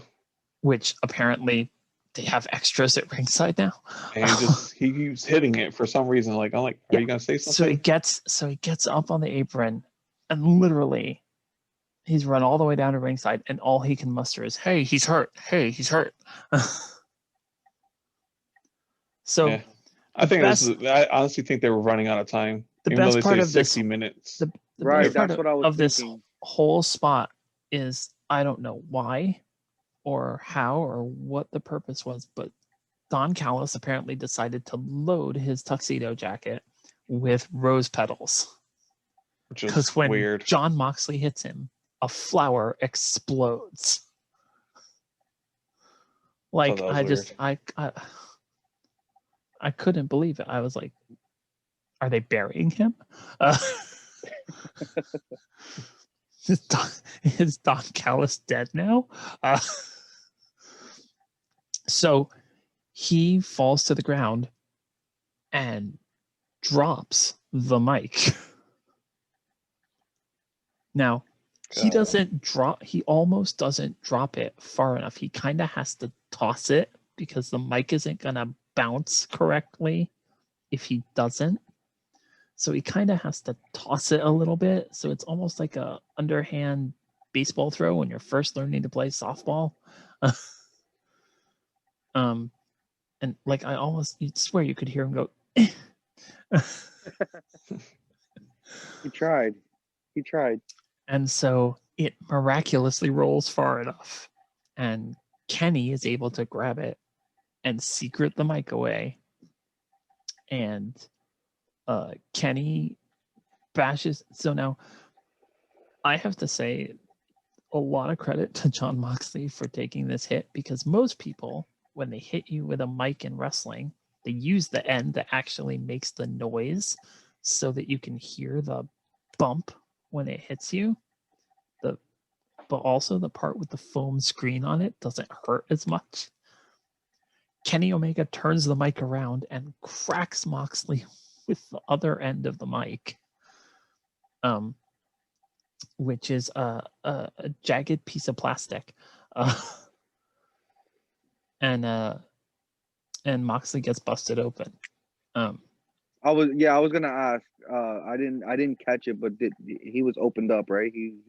Yeah, He super bled. curious. I am super curious as to whether or not that was supposed to happen. Uh, I'm pretty sure it was. It looks like it was a pretty clean slit. it does not feel good to get hit with the plug-in end of a mic. Right. Yeah, even though it was a screwy finish, the post-match angle kind of blew my mind because they're as soon as the bell rings, they're out. Yeah, Get, so you get the still, belt, they this leave. is even funnier because Kenny is still kind of dazed. So Don Callis grabs Kenny by the hand and drags him at 60 miles an hour out of the ring. Right. They head over, they go to their car. Alex Marvez is waiting for them right there, he's just there, The best part is they go past Gorilla and Tony Khan is in Gorilla and he's shouting at them.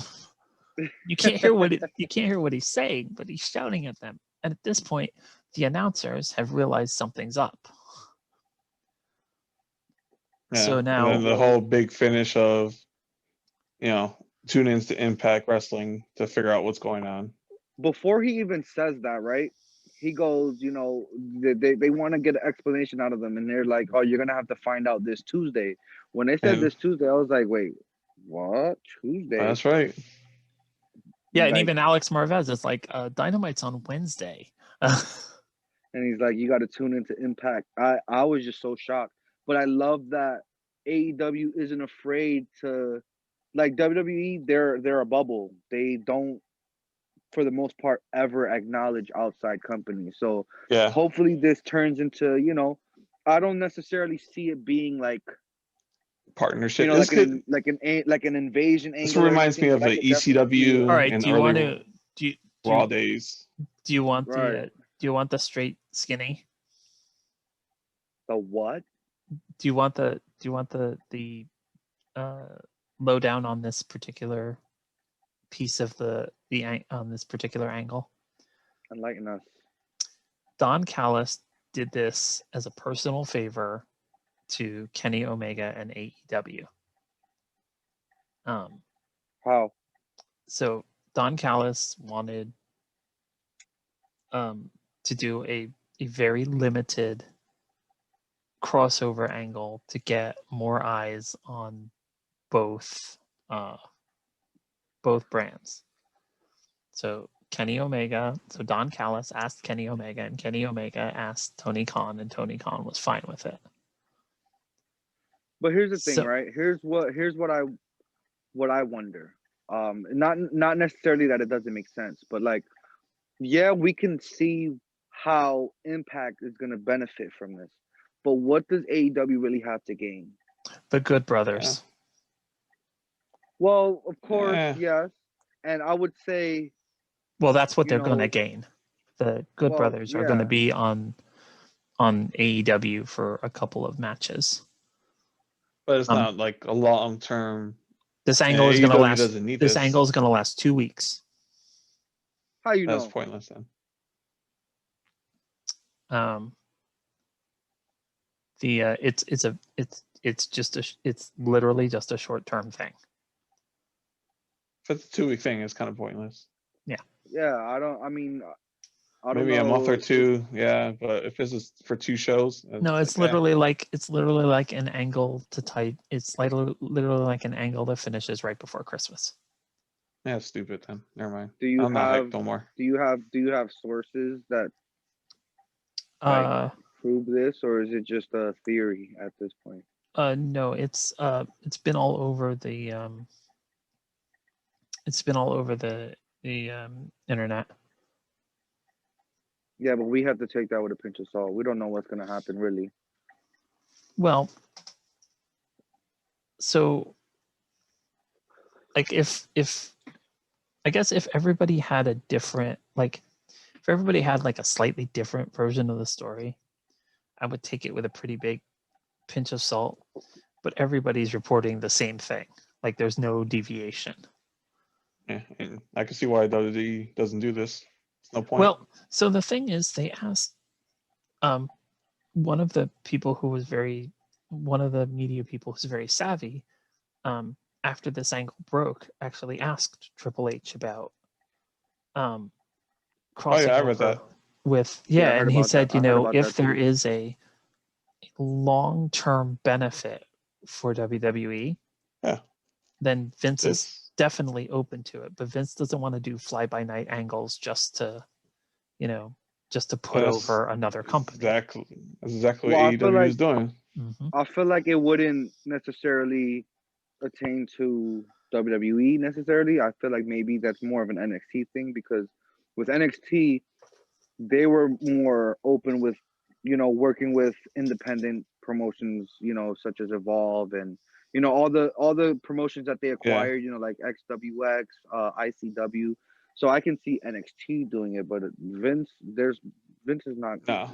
He'll Vince never is do not it. for it. Well, as I He's not for it. understand it, this particular angle is literally a personal favor to Don Callis from Kenny Omega.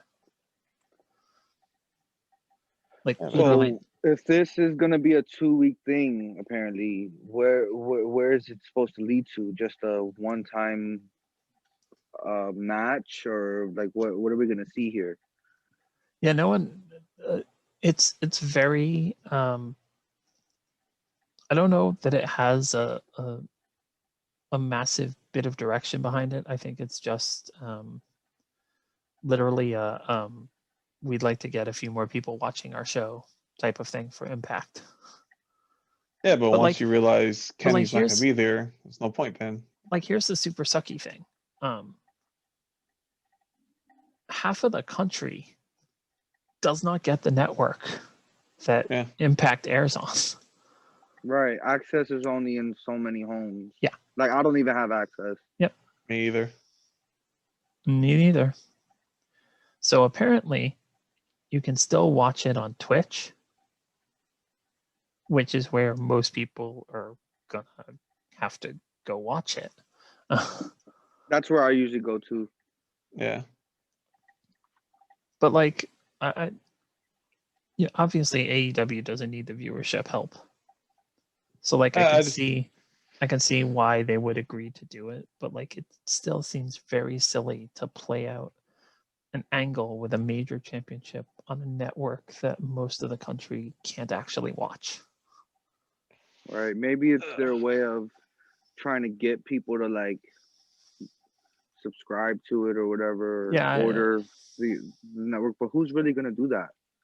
like if you're a fan and you say, "Oh, Kenny's gonna Impact," then you realize Kenny's only gonna be there for 2 weeks. You're like, Yeah. "Oh, well, why should I keep watching this?" Yeah. It does nothing for Impact unless you have like a stellar show on Impact and people are like, "Oh, I gotta keep watching this show now." But nah. It really depends on what happens when Don Callis and Kenny go there, and we get that explanation. We're just going to see. I really don't believe in this 2-week thing. I mean, I haven't read anything on 2 the weeks internet is too about it. short. Yeah, I I don't think really. that- way too short. I think that Moxley is gonna follow Kenny to Impact and blindside him But there, and then doesn't- that's gonna be that. that doesn't help I don't really Impact. see that happen. It doesn't help Impact. I mean, 'cause it now you're does. saying you got because you're just gonna watch it for like that one segment and then be like, okay, well, they're gonna be back on AEW. Yep. Right. It has to That's be why I long feel term for you to be a fan. Like you got to know who the wrestlers are in Impact.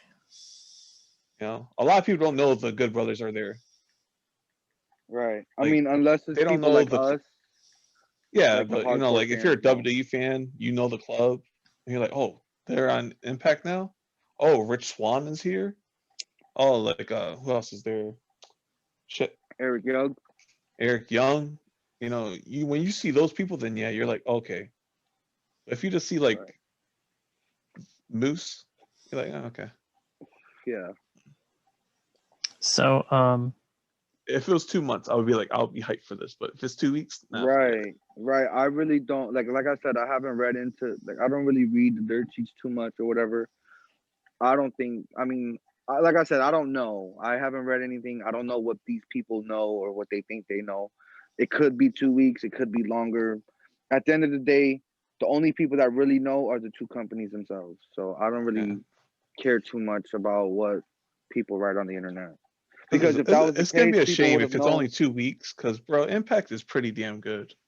It is, and You they have a know, lot of like good talent there too, and they have arguably the best women's division. Besides, I would say I NXT. say NXT NXT has a than good them. stack. That's Right, those are the two top. You can't even come close to them. right, Even the and tag I team feel division is really good in Impact. right. I feel like that would be one of the benefits. Like if this were to be a partnership moving forward, I feel like AEW would absolutely benefit from their women's division, given how they're handling their own. Yeah. So Impact has already announced Kenny Omega for this Tuesday show officially. That's awesome. I just hope I hope it's longer than 2 weeks. 2 months is a good time.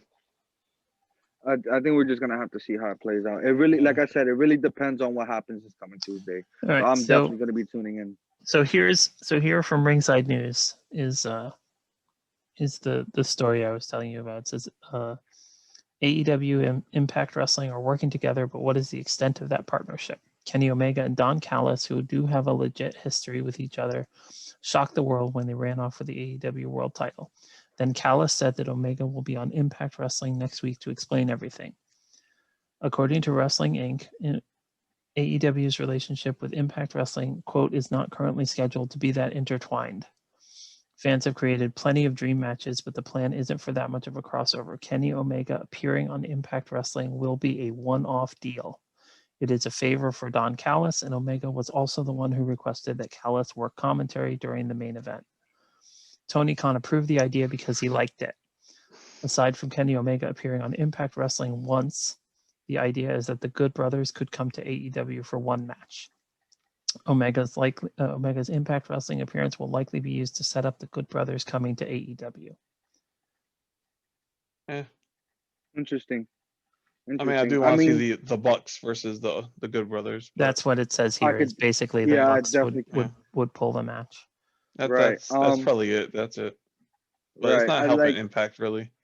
Right. No. I like now hearing that. I can definitely see a short kind of, like you said, they aren't going to be too intertwined, but I definitely could see, AEW maybe using some of their talent, like the Good Brothers, or maybe like they do it all the time. They use NWA talent. They've used Jeff Cobb when he was signed to Ring of Honor. I wouldn't be surprised if we see here and there, maybe some of the women But come over, here's the difference, though. but I don't think it's You gonna don't have be. I don't think AEW it's gonna guys be. going to NWA. No, exactly right. So Right. like I mean, the it's only exception would be John Moxley going to New Japan, but that's about it.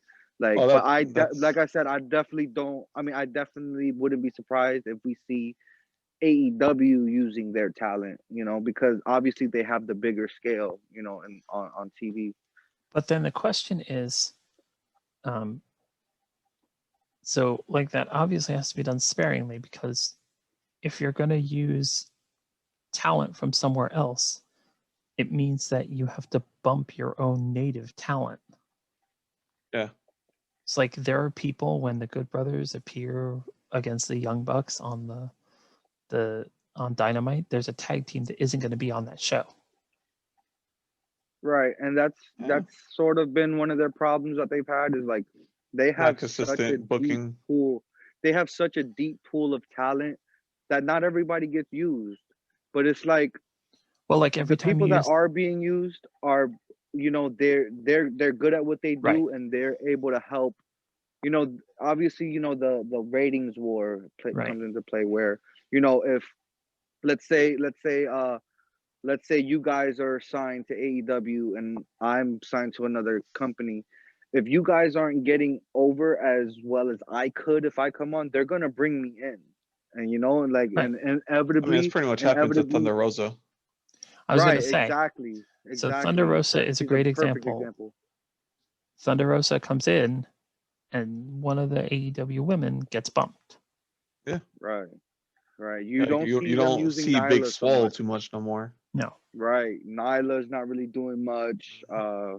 You know what? It's so funny that when they started having Thunder Rosa come in, they were featuring the NWA Women's title more than they were Hikaru Shida and the AEW Women's title. I thought that was Yeah. pretty.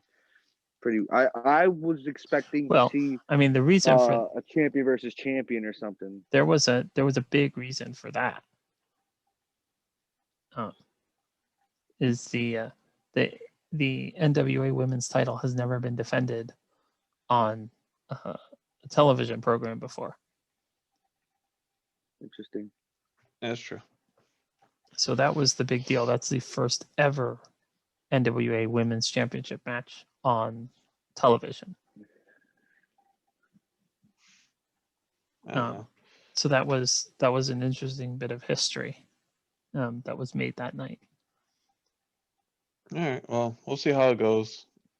I do like the fact that Abaddon is finally going to Be featured. be coming to the main roster or the main show, I guess.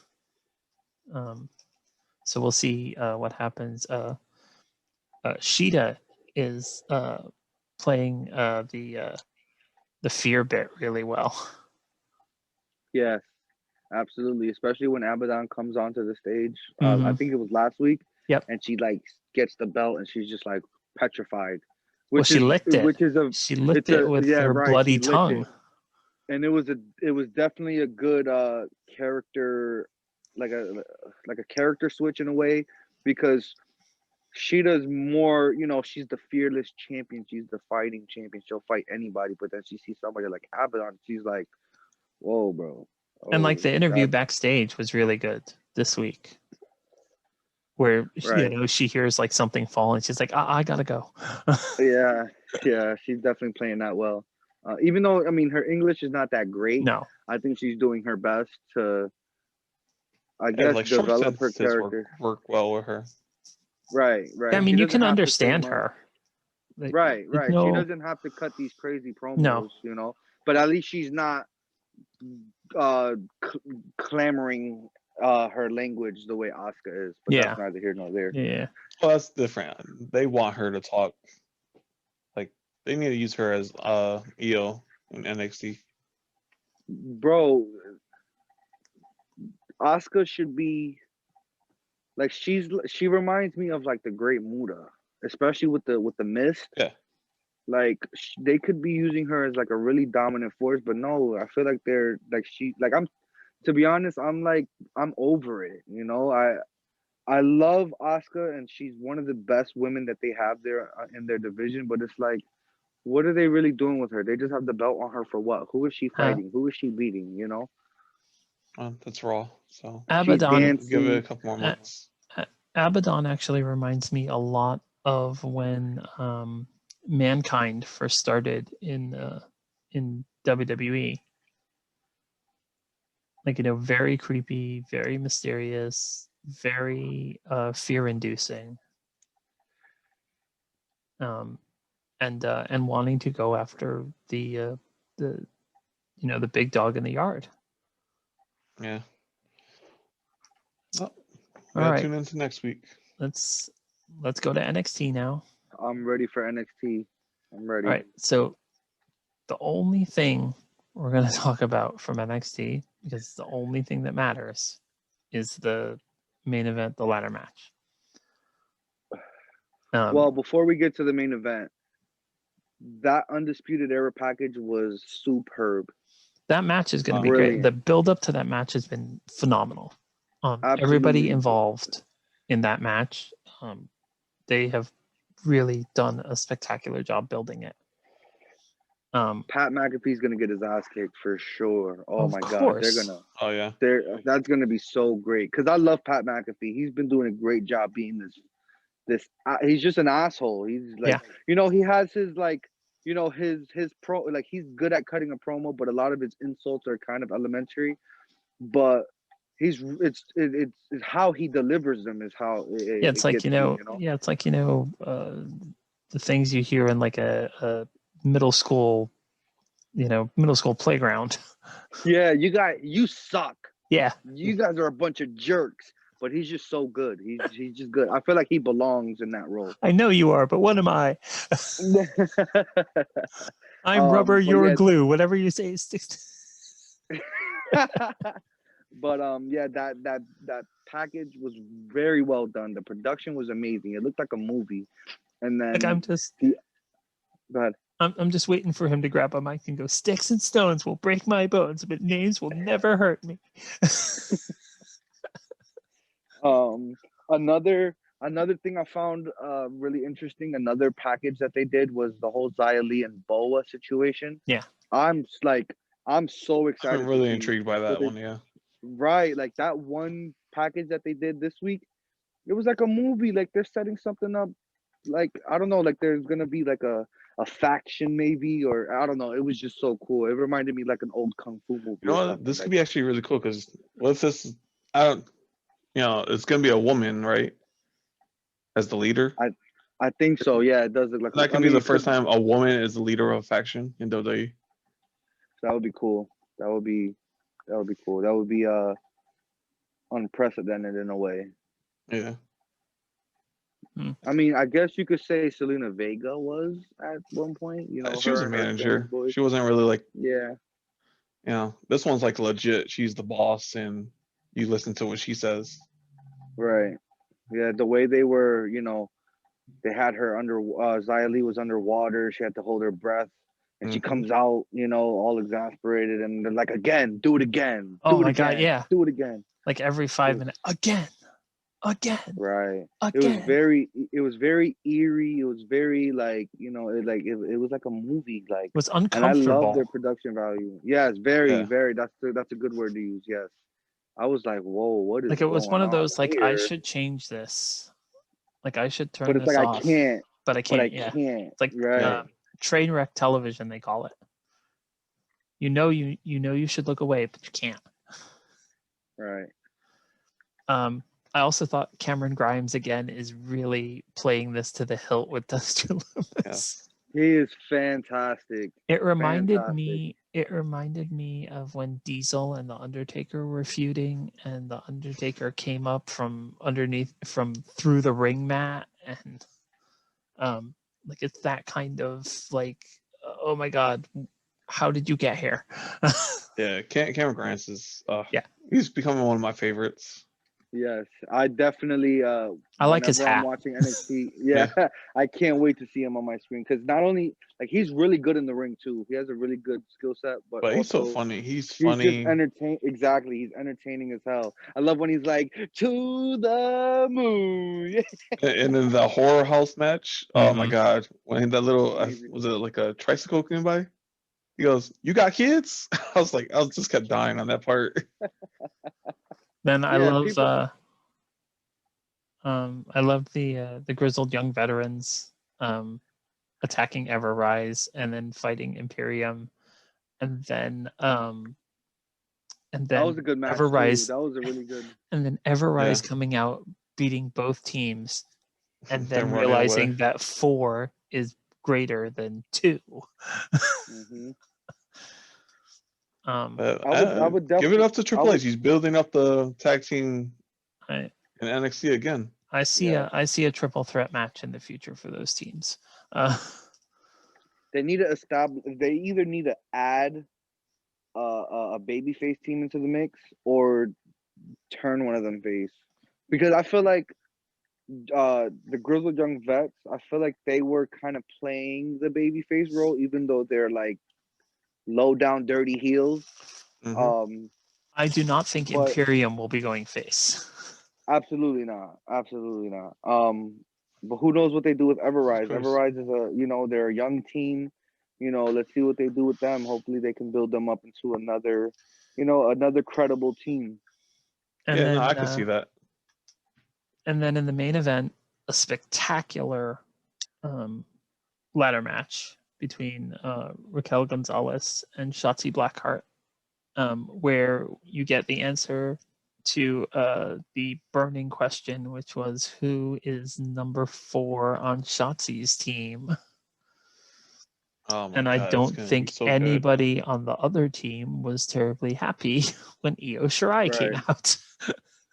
You know what I don't like?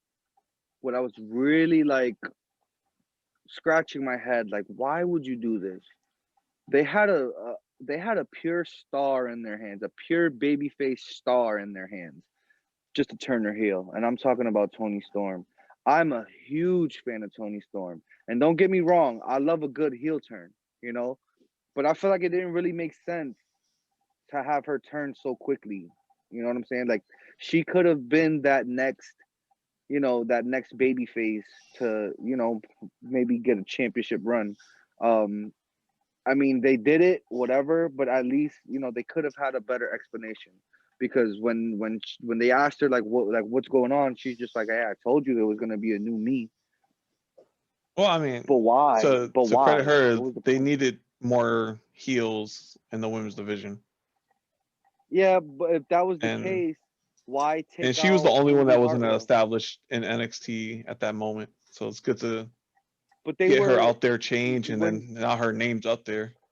right. But when she came, because she was in NXT for a little bit before, but when she made her return, I feel like they were building her into that next star. She was getting some Oh, wins. she's gonna She be a was, star. of course. But I'm saying, Like like I you said, got like to think that about baby this because face. look at all the women, Io, Rhea, they were all heels that slowly became a face, and Right. now But now they're the eh, top stars. but in that case, right? If it was a slow burn heel turn, like over time you see a difference in her character, then okay, fine. But this was just so abrupt. Like, she comes down Oh, to that's how help Io Ember turned Moon. too. Um, That's the way Io turned too. Remember, she just snapped on Candace. right. So I, that but little that in that that case, shock makes her a star. right. I agree. But in that case, I feel like it's different because Io had a reason to turn because she took her frustrations out after losing to Shayna what 2-3 times. I think they had the match Yeah. at Takeover. They had that cage match, whatever the case. So of course she's upset. You know what? Fuck you. I'm gonna. That's two. I'm gonna take my frustrations out on my friend Candice. But with Toni, like I said, they were starting to build her up as the next face. Top face in the women's No, she division. wasn't really But on NXT automatically, since her debut. what do you mean? She had like 3 matches back to back. Yeah, but She beat Shotzi. She I think she had a match with Candice. I believe she beat Candice. I could be wrong about that, but then there was somebody else. But I'm like, I don't know. I just didn't agree with the timing of it. I get that they needed somebody to put in to Candice's team, but they had Indy Hartwell right there. Imagine if Indy Hartwell was in that match with them, that could have elevated her because she's still relatively new, and they had this storyline where, somebody's helping Candice and then they figure out it's Indy Hartwell. Why are you gonna write her off like she's injured and not put her on the team? I feel like she would have she's she just would have not ready gotten her yet. shine on. She's I just not ready yet she's for a good main though. event spot. Oh, she's good, Right. but I not for a feel main event spot yet. yeah, I get you. I get you. All right, so Candace, Shotzi wins the ladder match, and that team has the advantage. Yeah. So But I'm telling you, we're gonna see probably some crazy shit in that match. yeah, I we're gonna do predictions in a minute. I predict that the women's match is gonna be way better than the men's match.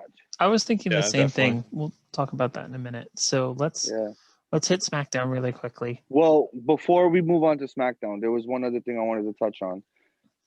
Ciampa versus Thatcher Mm-hmm. is going to be phenomenal. Yep. Like I mean, it's kind of a weird story, like, oh, I don't have a problem with you, but Ciampa's like, well, I'm going to make you have a problem with me. So I like when, Thatcher's about to have his stats can session, Yep. and he's like talking to the camera, and he turns around and Ciampa's there with his student. I thought that was hilarious. I definitely think it was a good move to have Thatcher like have the upper hand in this position because it's like it would have been easy for him to cower away, and Yeah. just get away from Ciampa. But it's like his student helped him out. They beat him down. Now it's gonna add fuel to that. So now I'm even more excited to see that clash. Hopefully we see it at Takeover, or maybe we'll see it next week or whenever the case. No, I'm it's just excited scheduled to for see that. Takeover. It is. Oh, that's Mhm. awesome. That's gonna be a banger because Ciampa, obviously he's Ciampa, but Thatcher, that Oh, guy's on Thatcher, another man, level. that's a pure grappler. And then Right. He's So good. extremely skilled as a grappler, as a submission specialist, as he's just good at what he does. But it's also like the character that he's portraying is like when he had Ciampa in that guillotine choke sort of thing. It's a believable Like you saw character that for him. crazy, you saw that crazy look he had on his face. It was just like he was crazy, like it was really sinister, Like I could say that could probably be like the actual pure wrestling match of the night. Right. Yeah, 100%. I think that's going to be the technical showcase of the night. Either they're gonna open or they're gonna open with one of the War Games match. I could see like probably the men's being the opener. I don't think they're going to open with the War Games match. I think what you're going to see is you're going to see the other 3 matches, and I think they're going to lower the cage and they're going to do both the War Games matches because it's a pain in the ass to raise both cages and lower them again. Well, is the War Games, is it going to be at the Thunderdome or actually in the? No, everything's going to be interesting. at the Capitol Wrestling Center That's going to be How a are they tight gonna ass. fit That's going to be 2 a fit. rings? Yeah, that's what I'm saying. because they don't have to fit live Thunderdome's fans. bigger, True. so they're not going to have fans for this They don't one. have to fit live fans, so they can take out. No, they actually do have live fans though in the show. I wonder if they're not going to for. So they're going to have to get rid of the fans for this. We just got to wait and see what they do. Maybe they'll have like a different setup or whatever the case may be. We'll just have to wait and see. Yeah, and unless they put everybody in like the upper deck, and they Oh, that's true. take out a lot of the ringside seats. So let's move to SmackDown really quickly. The only thing worth talking about from SmackDown is the Roman Reigns situation. Yes. I disagree. That Pat Patterson tribute match was pretty good too. Yes. They had all former Sami champions. Zayn. Yeah, that was really nice. Right. I thought that was a pretty good that was a good match. Mm-hmm. And I like the idea of having, they got Bryan, Big E, and Ray on one side, and then they have Nakamura, Ziggler, and Sammy on the other side. And it's like they play the 3 cowardly heels, and then you have 3 of the most beloved baby faces they have in the entire main roster. I feel like that was a good. Well, a lot of people will say styles. Patterson as one of the Stooges was one of the best cowardly heels of all time. Yeah, that's why at the end when Dolph was doing all his stuff, it's like, oh, that reminds me of Pat. Mm-hmm. Yeah, I love when they were like, who were they talking about? You know who was talking about him last week? Nobody. Yeah, that was his thing. R.P. Pat Patterson. Yeah, we'll talk about him in a minute. Actually, we gotta end this pretty quickly because. Yeah, I want to get through. I just want to talk very quickly about the Roman thing on SmackDown because this was the week that Roman finally decided he'd had enough and he couldn't be a bystander anymore.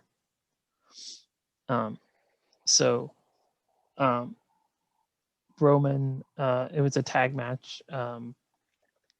Kevin Owens and God, who the heck was it? Oh, Kevin Owens, Otis. Oh, that's right, Kevin Owens and Otis. I could not remember Otis. I'm really sleep deprived. Kevin Owens and Otis versus Roman Reigns and Jey Uso. So Roman doesn't come out initially, so it's Jey versus Otis and Kevin Owens. But when Roman comes out, holy cow! Otis takes more shots with the steel steps than I think I've ever seen anyone take. He just kept, and like he wasn't like ranging the shots either. Like he's really bringing it down. Yeah, that was Roman is just brutal at the top right now. And then at the end of the match, Roman goes out, Jey Uso goes out and gets 2 steel chairs, and to start wailing on Kevin Owens, and then all of a sudden Roman turns and bashes Jey Uso. Yes. And So good. Yeah, so I think that this is it's got to be getting very close to the last straw for Jey Uso. It's like Jey must have no idea what he's supposed to do by now. This is like the final. It's close to the final straw. Yeah, It's either he gets in line, or he just gets out, taken out. I have a feeling that we're heading towards that point where Jey Uso costs Roman the title. Which is probably honestly the only way you're going to get the legit makes sense for him to lose the title. Yeah, I agree. Because the way they build him now is, yeah. Who do you really believe could beat him? Yeah, you really like it has to be.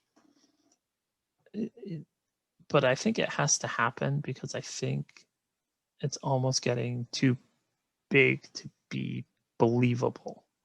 Yeah, like if he loses to Kevin Owens, that's fine. All right, that's fine. It actually still works for him. It works for him, and it works especially for Kevin. If Jey is the cause of it, over. Yeah. It opens a new door to take the angle down. Yeah. I think it does nothing for Kevin to lose. Like it does absolutely nothing. No. Like if Kevin loses, then he kind of like, oh, who else is there? Yeah. You really don't have nobody else. No, yeah. I think it's going to be very interesting to see where this goes. But if Roman Reigns wins, then it kind of means like somebody has to come to beat him. Like it has to be somebody that's not on the roster right now that's going to come and beat him. I think I'd like to see Kevin win. I mean, it is going to be a TLC match, so. Oh yeah, I would like to see Kevin win too. It's going to be. I think it's going to be a brutal affair, no matter who wins. Oh my god, yeah! Especially seeing the way Roman was lifting up those stairs on Otis. Yeah. Jesus, I can't imagine that's what he's going to do in the TLC. So, Martel, you still with us? Yes, sir. Okay, so thoughts on Roman and Kevin Owens. So here's what I think, right? I don't think Roman's losing the belt anytime soon. I also don't think that this is the end of Jey Uso being in line with Roman Reigns, because what I could see happening is, next week we'll have Roman Reigns telling him, I'm sorry, I love you, I had to do what I had to do, but you just have to understand that when I tell you to do something, I expect it to be done. I'm tired of you failing over and over again. I'm tired of repeating myself, but at the end of the day, I'm sorry. I had to do what I had to do. I can see. I don't see Roman. I don't see Roman apologizing. I see Roman saying, "Suck it up, butter." I don't. Well, maybe not apologizing, but justifying his actions to his cousin, because at the end of the day, he is the head of the table. He is the tribal chief. Jey Uso does have to fall in line. So I think this was like, the dad, whipping his son's ass real quick because he's reprimanding him, because he did something wrong. But I definitely see, I feel like this could be like a seed planted to where a future, in the future, Jey Uso, gets built up. He's tired of it. He's tired of the abuse. He's tired of, trying to do right by Roman, and to the point where, like you said, at some point costing Reigns the belt. I don't, but I don't think it's going to be too much longer. I can't see Jey Uso allowing Roman to beat him up with a chair at the end of every episode of SmackDown for the next 3 months. I don't see it. I think we'll have to see how it plays out, because this story definitely has a lot of twists and turns. I personally think I'm interested to see. I think Roman is driving Jey Uso insane, and I think Jey is gonna snap. He's very conflicted. He's like, and I don't think it's gonna take that long. Right. Maybe not that long, but like I said, I definitely see, like I said, Reigns telling him like I had to do what I had to do. If you don't like it, you could get the hell out of here or fall in line. But See, we'll I see. could We'll see. see I could see Jey Uso costing Roman the belt at TLC, and then the next week at SmackDown helping Roman get it back. Yeah, I can see that. Like he I don't. accidentally causes him the title. Right. And then the Yeah, I because next, don't. he's trying to he's trying to mend what he did wrong. Roman tells him to not even come to the arena the following Friday, and Roman bullies Adam Pearce into signing a rematch, and then Jay happens to come for, Jay shows up at the arena for the rematch and like is in the crowd or something, or is, like one of the guys like at the timekeeper area or something, like he sneaks into the arena, and then when the referee's back is turned, he helps Roman win, like the referee gets knocked out or something. Like I could Yeah. see TLC something like though. that happening. I don't know. I don't. That's I why don't. I like the whole Roman Reigns thing. There's so many possibilities Yeah. to it. Yep. Right. Right. It's like anything could really happen, and I love that there's more layers being added to Roman. Like it's like yes, he's the top heel. Yes, he's the champion. Yes, he's the tribal chief. But Damn, bro. you But see when what he he talks did. in the ring after he's beating somebody's ass, you're like, Yeah, shit. He's so believable as a character in Yeah. this moment. exactly. He's like we've talked about this before. He seems more comfortable in his role than being that generic top baby face. You Yeah, know what I'm saying? yeah. Like I feel like he's more comfortable. He's able to speak with such a like we were talking about Jake Roberts, where he speaks quietly, but not too quietly where you can hear what he's saying, but it's like you still have to come in and hear exactly what he's talking about. And I I'm Like enjoying this, he goes to Kevin Owens after he just whipped his ass with the chairs. See what you basically hmm made me do to my family. Like Yeah. Right, got my right. It's attention. You like got the world's attention now. Like exactly, you so wanted good. my attention. Here, I'm giving it to you. I loved it. I love it. Uh, And Well, then you there's so saw much. when after he beat up Owens and after he beat up Jey Uso, you see how like petrified Paul Heyman was. Like he's like, here's your belt. yeah. I was like, Well, yo, perfect. you get so much more. You get so many more options when you're a heel. Yeah. Right, Mm. you can get away with But more too. Right. honestly, I don't know about you guys. I don't remember having a heel kind of like this. And it was like, I don't know if it's just been a really long time since we had a really good heel. There's been But this is the heel like who doesn't really need help to win matches. He's not a coward. He's Triple H used to be like this. right. That's who I was thinking of. I was thinking of Triple H and JBL. Because JBL was a very dominant heel champion as well. Even though yeah. I'll give he you had the JBL. And even Kevin Damn, it's been yeah. that long. When he was a heel. Kevin Right. Owens Yes. more of That's a he was a little coward kind of heel. So are you talking about NXT Kevin Owens? Because that was a yeah. beast. Like beginning. Yeah. Yeah. Beginning Kevin Owens. Because I But feel when like he the started last few to years he's been when he kind won the of Universal floating. title, he was that cowardly champion. You know what I'm saying? Like they're always the cowardly champions on the main roster. If you're a hmm heel, Bray Wyatt in He- his first heel run was really dominant too. Right. yeah, Randy. that ended way too quickly. Yeah. Randy's a great example. hmm Yep. I'll give you Randy with legacy. Yes. And Edge when he was Edge. rated Edge, R. We need to Edge do was a whole never. show. We need to do a whole show based on the best and most dominant heels. Heel champions, whatever.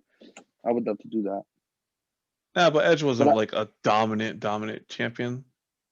what? Yes, he was, His bro. What are you character, talking about? it wasn't a dominant like heel champion. I feel you. Like this is a dominant heel champion that it's believable that he could beat everybody. I mean, back in the day, you had Piper, and you Damn, had. you're going like 20 years, bro. I'm Talking going about more like than 20 years, dude. modern days, man. Modern days. I'm going more than 20 I mean, but years. history repeats itself a lot. Of course. And He Piper could was always never go a back. dominant. He was never a dominant heel champion. He Who? was never a champion. Piper. Who? Oh yeah, that's true. He wasn't really. Piper was never a champion. There was no ever dominant real heel champion. Especially in the Hogan era. Yeah, 'Cause Hogan and was always even the like champion. Triple H, he was the DX kind of cowardly kind of champion a little bit too. Like he was never. Nah, more Evolution. Evolution was cowardly That champion. Like that always, that. Go ahead. like Bartel, you were right. JBL was like probably the last one I could think of. Was not really a cowardly champion. Although, well, I mean, he had his moments. Yeah, he has Right. moments, I feel like all like most of the heels have those moments Well, because and they're Randy supposed definitely to. had some moments. Right. yeah, but you see how I'm Right. saying Roman Reigns is not that champion. He's not a coward. He's not scared Well, to you face know what? anybody. You know what? We don't know that yet because here another interesting tidbit too in the opening of the show, right? When Reigns comes out for that exclusive interview with Kayla Braxton, Jey Uso's there, and then Kevin Owens comes out. They have their exchange of words, and Reigns Oh, but leaves, and Reigns played it Kevin off Owens, perfectly though. right? Like Kevin Owens, He played it pretty off much was like like, "Yo, you're a bitch." I'm not gonna fight with a woman in the ring. I'm better than that. I don't think it had anything to do with that. I feel like with Reigns, like No, that's what he said. I don't think it was necessarily like a cowardly move because he But did just call that's what you I'm a saying. bitch. But it was more like, I'm not gonna handle him now. I got Right, but something for his ass do you guys later. understand what I'm saying with cowardly champion? Like the ones One that that the when one that the always babyface like pulls up and they dip. yeah, like Reigns is not that type of character. Nah. You get in the ring with him, you talk with him. That man calmly left the ring. Like he didn't even fear Kevin Owens. He's dominant. Oh, another I'm good saying. one. Another good one. Brock. Yeah. Yeah. Yeah, but man, Brock was just killing everybody. Yeah. Yeah, I know. That man was a legit monster. Mm-hmm. All That's right. how great Roman Reigns' character is. So that's SmackDown. So obviously that sets up TLC. So you're gonna have Roman versus Kevin Owens in a TLC match. We forgot one last tidbit. We don't have to go deep into it, but I'm happy as hell that Bianca Belair is finally in a feud. Yeah. And with somebody with Bailey, Bianca and Bailey I feel like that's the perfect first feud for her because it's gonna elevate her. But that's all I got to say about that. Yeah. Yep. By the way, so you want to go through the picks real quick because I'm about to get off. It's getting way too late. I absolutely hated this. I absolutely hated that that useless interview between Carmella and Sasha. Yeah, it does not make the me best part of that excited. interview was when Carmella snapped her fingers and her screen went off. That was cool. Yeah, that was cool. That was pretty cool. All right, so let's do the picks. So we'll start with the men's match: Undisputed Era versus Team McAfee. I'm going Team McAfee. I don't know why. I feel like something crazy is gonna happen in this. Like there's a fifth member waiting to interfere. Maybe, yeah. I'm gonna go with UE. Yeah, I'm gonna go with the Undisputed Era too. And I will ask Joe to text us his picks. Fuck Joe. Just kidding. Dude, I have to edit that now. No, that's 3. I got 5. Yeah, no, but I'm not gonna I'm not gonna let you disparage him like that when he's not here to defend himself. I don't care. I'll see him and I'll say it to his face. I'm gonna be like, "Yo, Joe." That is dirty pool, dude. That is dirty pool. That's my young boy. That's my little bro. He knows. I'll edit. I'm gonna edit that. You better not. We're uncensored, Rob. Yeah, but I'm still not gonna let you just openly attack someone when they're not here to defend themselves. There's a difference between uncensored and just wrong. Well, if I'm wrong, then I don't want to be right. Well, you're not in this instance. All right, let's move on. So Ciampa versus Thatcher. I got Ciampa. Yeah, I think so. I agree with you, Mike. I'm gonna go against y'all and say Thatcher only because the last couple of big matches that Thatcher's had, he's not gone over. So maybe it'll be different this time. I'm gonna go with Thatcher. Yeah, this one's I feel like it's a 50-50, but I'm still gonna go with Ciampa. I think I'm gonna go with Ciampa. Grimes versus Loomis. I'll be shocked if Grimes wins. I'm going Yeah, I Loomis. I think this is probably the easiest pick on the entire card. Oh man, it's gonna be good though. I'm gonna go with Grimes. Just Are you really? He does win. Yes. I'll be the only one. I'll be the only one that wins it. Oh man. But It's if gonna I'm be wrong, so I'll good. take that out. It's Yeah, gonna be that's so gonna be good. entertaining. It's gonna be like that famous episode of Hollywood Squares when we do the recap of these picks. We're gonna be like, I took Loomis, Mike took Loomis, Joe took Loomis, Martel took Grimes. You fool! Yeah.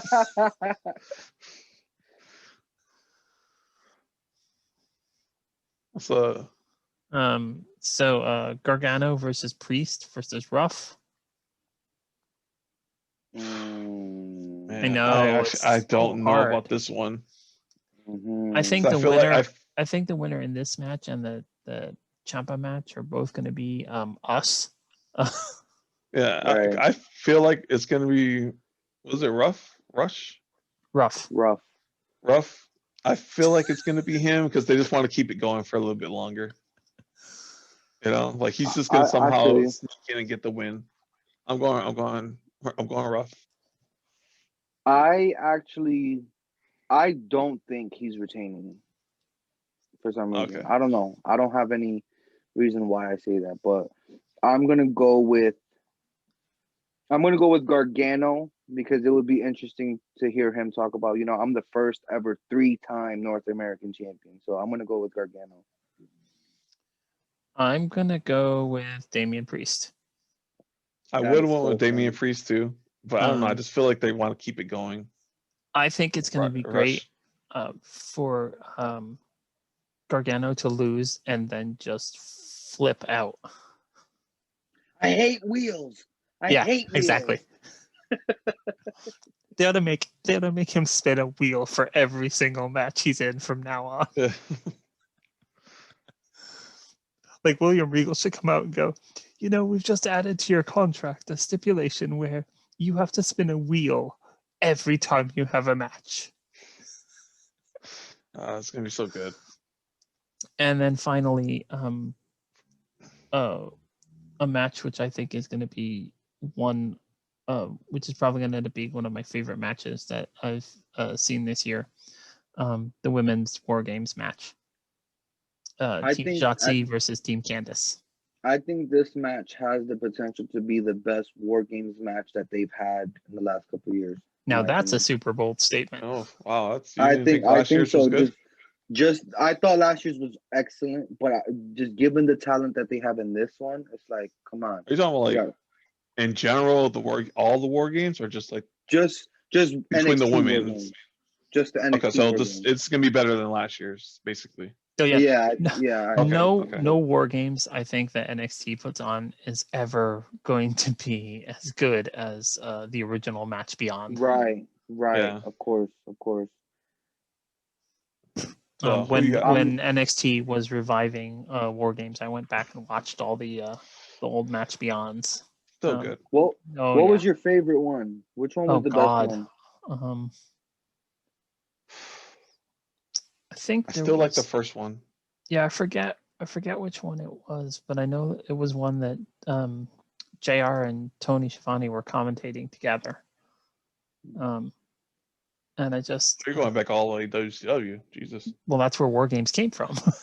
Right. I thought we were talking about these recent ones. Oh no. Like, no, yeah. If you haven't seen them, like go back and watch the original ones. It's right. Unbelievable. Hogan looked it so weird in that. What was he like a GI? He was with it's a GI Joe Oh, character. yes, hell I was that? remember it. It was Hogan, Macho Man, I forgot. damn, Sting, I Sting was in believe. there, right? Yeah, Sting was in there. Sting was in there, and they were all dressed in like camo. That's the only one I could recall Yeah. off the top of my head. All right, so who takes the women's match? I'm going Shotzi's. Yeah, I'm going with Shotzi. Oh, And I honestly believe Shotzi's going to do that crazy, her version of the coffin drop. You know, yeah. she's going to do it from the top of the cage. That would be cool. Yeah, just because you said that, I'm gonna go with Shotzi's team too. And they got Rhea Ripley, and they got the NXT women's champ too. So yeah, I'm going with Team Shotzi. I hope that every member of Shotzi's team comes to the ring in a little tank. Oh, that'd be fantastic. Well, that was another package that they had on NXT that I thought was pretty cool. Like they had The like tank a gift shop, for yeah, I Shotzi. Yeah. I saw I it. was like, oh, I wonder what it is. Maybe it'll be a new tank. It was. Four person mini tank. That would be cool. All right, those are your picks, and they are locked. All right. All right, This was so a good finally, show. before we go, just a very quick word about the passing of Pat Patterson. Pat Patterson was the first Intercontinental Champion in WWE, and as some people know and some people don't, he was the creator of the Royal Rumble match. Yep.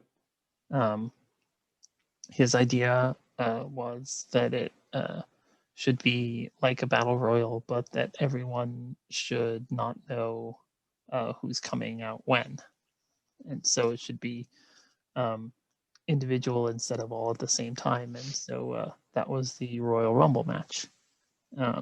So that And is an it is one of indelible. the greatest matches of all time. That is an indelible legacy that that he left on WWE, and it's a huge credit to how much they liked the match. That now the Royal Rumble is the official beginning of the road to WrestleMania. It all kicks off at the Royal Rumble. That's really the beginning of WWE's year, so to speak. Oh, and I can't wait for the Royal Rumble. Oh, it's coming very soon. I can't wait, Yeah, man. I'm I love it. excited. It's coming very, very soon. So the other thing about Pat, of course, is that he was one of the first openly gay people in WWE. So In wrestling in general. yeah, Mhm. it's very it's a very sad loss. Obviously he touched so many lives. I mean, you've seen all the Twitter posts all over WWE. Most of the people who are watching this, who are a viewer in my age group, Mike, will remember him as one of the Stooges Yes. from the Attitude Era. The best. I love the way they Oh took the my stunners, God. man. They were so good. Oh my God. Briscoe and Patterson. Bartol, if you never watched Stooges, you gotta watch a highlight video of them. Yeah, you've They're got to go back and some of the watch funniest stuff you've seen. the Attitude Era, the height of the corporation, where Patterson and Briscoe were Mr. McMahon's stooges. Right. So good. And Briscoe, on Briscoe's Twitter, he said, I've been trying all day to find the words, and they're just not there. There's nothing, but I can't think of anything but sadness. And then he said, I know he's up in heaven, so Pat, tell my brother Jack I said hello and give him a hug for me. Wow. And I was like, oh my God, just rip my heart out. Yeah, and that tribute that they did for him Yeah. was Was fantastic. probably one of the best. Absolutely. Their video absolutely packages amazing. are just their video Ugh. package people are just incredible.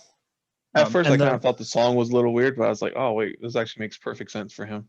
and even the on NXT when they had all the pictures around the Yeah, the thing. I- Yeah, Capital Wrestling, it's just so good. so good. Pat Patterson was 79, and we obviously send our condolences to his family and to the entire WWE universe. We grew up with Pat just like the rest of you, so we will miss him. So that is that. So thank you all for joining us. Thank you, Martel. Thank you, Mike. Again, your predictions for war games are locked. They cannot be changed at this point. They are like the sacred document of Vatican law. South Park reference.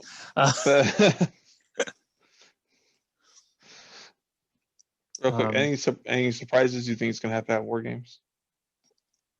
I don't think so. I'll be really surprised if Cameron Grimes beats Dexter Lumis. Sure. I'll be stunned. I think right. William Regal will fall out of his chair. Yeah. Going to the moon. Quick plug-in before we head off. Yeah. I'm sure you guys are wondering, and whoever's watching, if you're wondering what my background is, this is actually, hold on, sorry. This is actually the cover to my upcoming album, coming out December 18th on all streaming platforms. Martel from Dead Rose. Live by the Rose, the album, coming soon. Had to. Yeah, Of course. I like it. Thank you, sir. All right. So so we'll be back after War Games for the post show. Also, a programming reminder: although War Games is this Sunday, WWE has a second show on Sunday as well. It is the annual tribute to the troops. There was a lot of heat last year because it was not broadcast. They filmed it, but they did not broadcast it, and they got a lot of heat for it. So this year it will be on Fox, and it will be Sunday. So either watch War Games and tape tribute to the troops and watch it later, or watch tribute to the troops and watch War Games on the network on delay afterwards. But absolutely not. I'm watching TakeOver. Watch them, but watch them both because they're both set to be really great shows. And I personally think Tribute to the Troops is one of the coolest things WWE does all year. Absolutely. I actually look forward to watching it every year. Especially when they used to go out to their military bases. Oh yeah, man. I wish they could. Hopefully next year they could do it. They don't do that for safety reasons anymore. It's not because they used to go to an army base now. Yeah, they don't actually go to. They actually, they go to they go to an army base in the U.S. and they set it up. The USO helps them set the whole thing up. They usually set the gymnasium up as the arena. Yeah, so hopefully next year they actually could do that again for the troops here. Because I heard it's going to be digital this year. Obviously the Thunderdome, whatever. But yeah, I mean, at least they're still doing it for them. It's for the troops. Just to show their gratitude towards them. All right. So we will see you guys after TakeOver on Sunday. For Martel and Mike, this is Rob, and we are Jobbers Uncensored, and we will see you at the end of the weekend. Have a great weekend, everyone. Bye, guys. All right. Bye.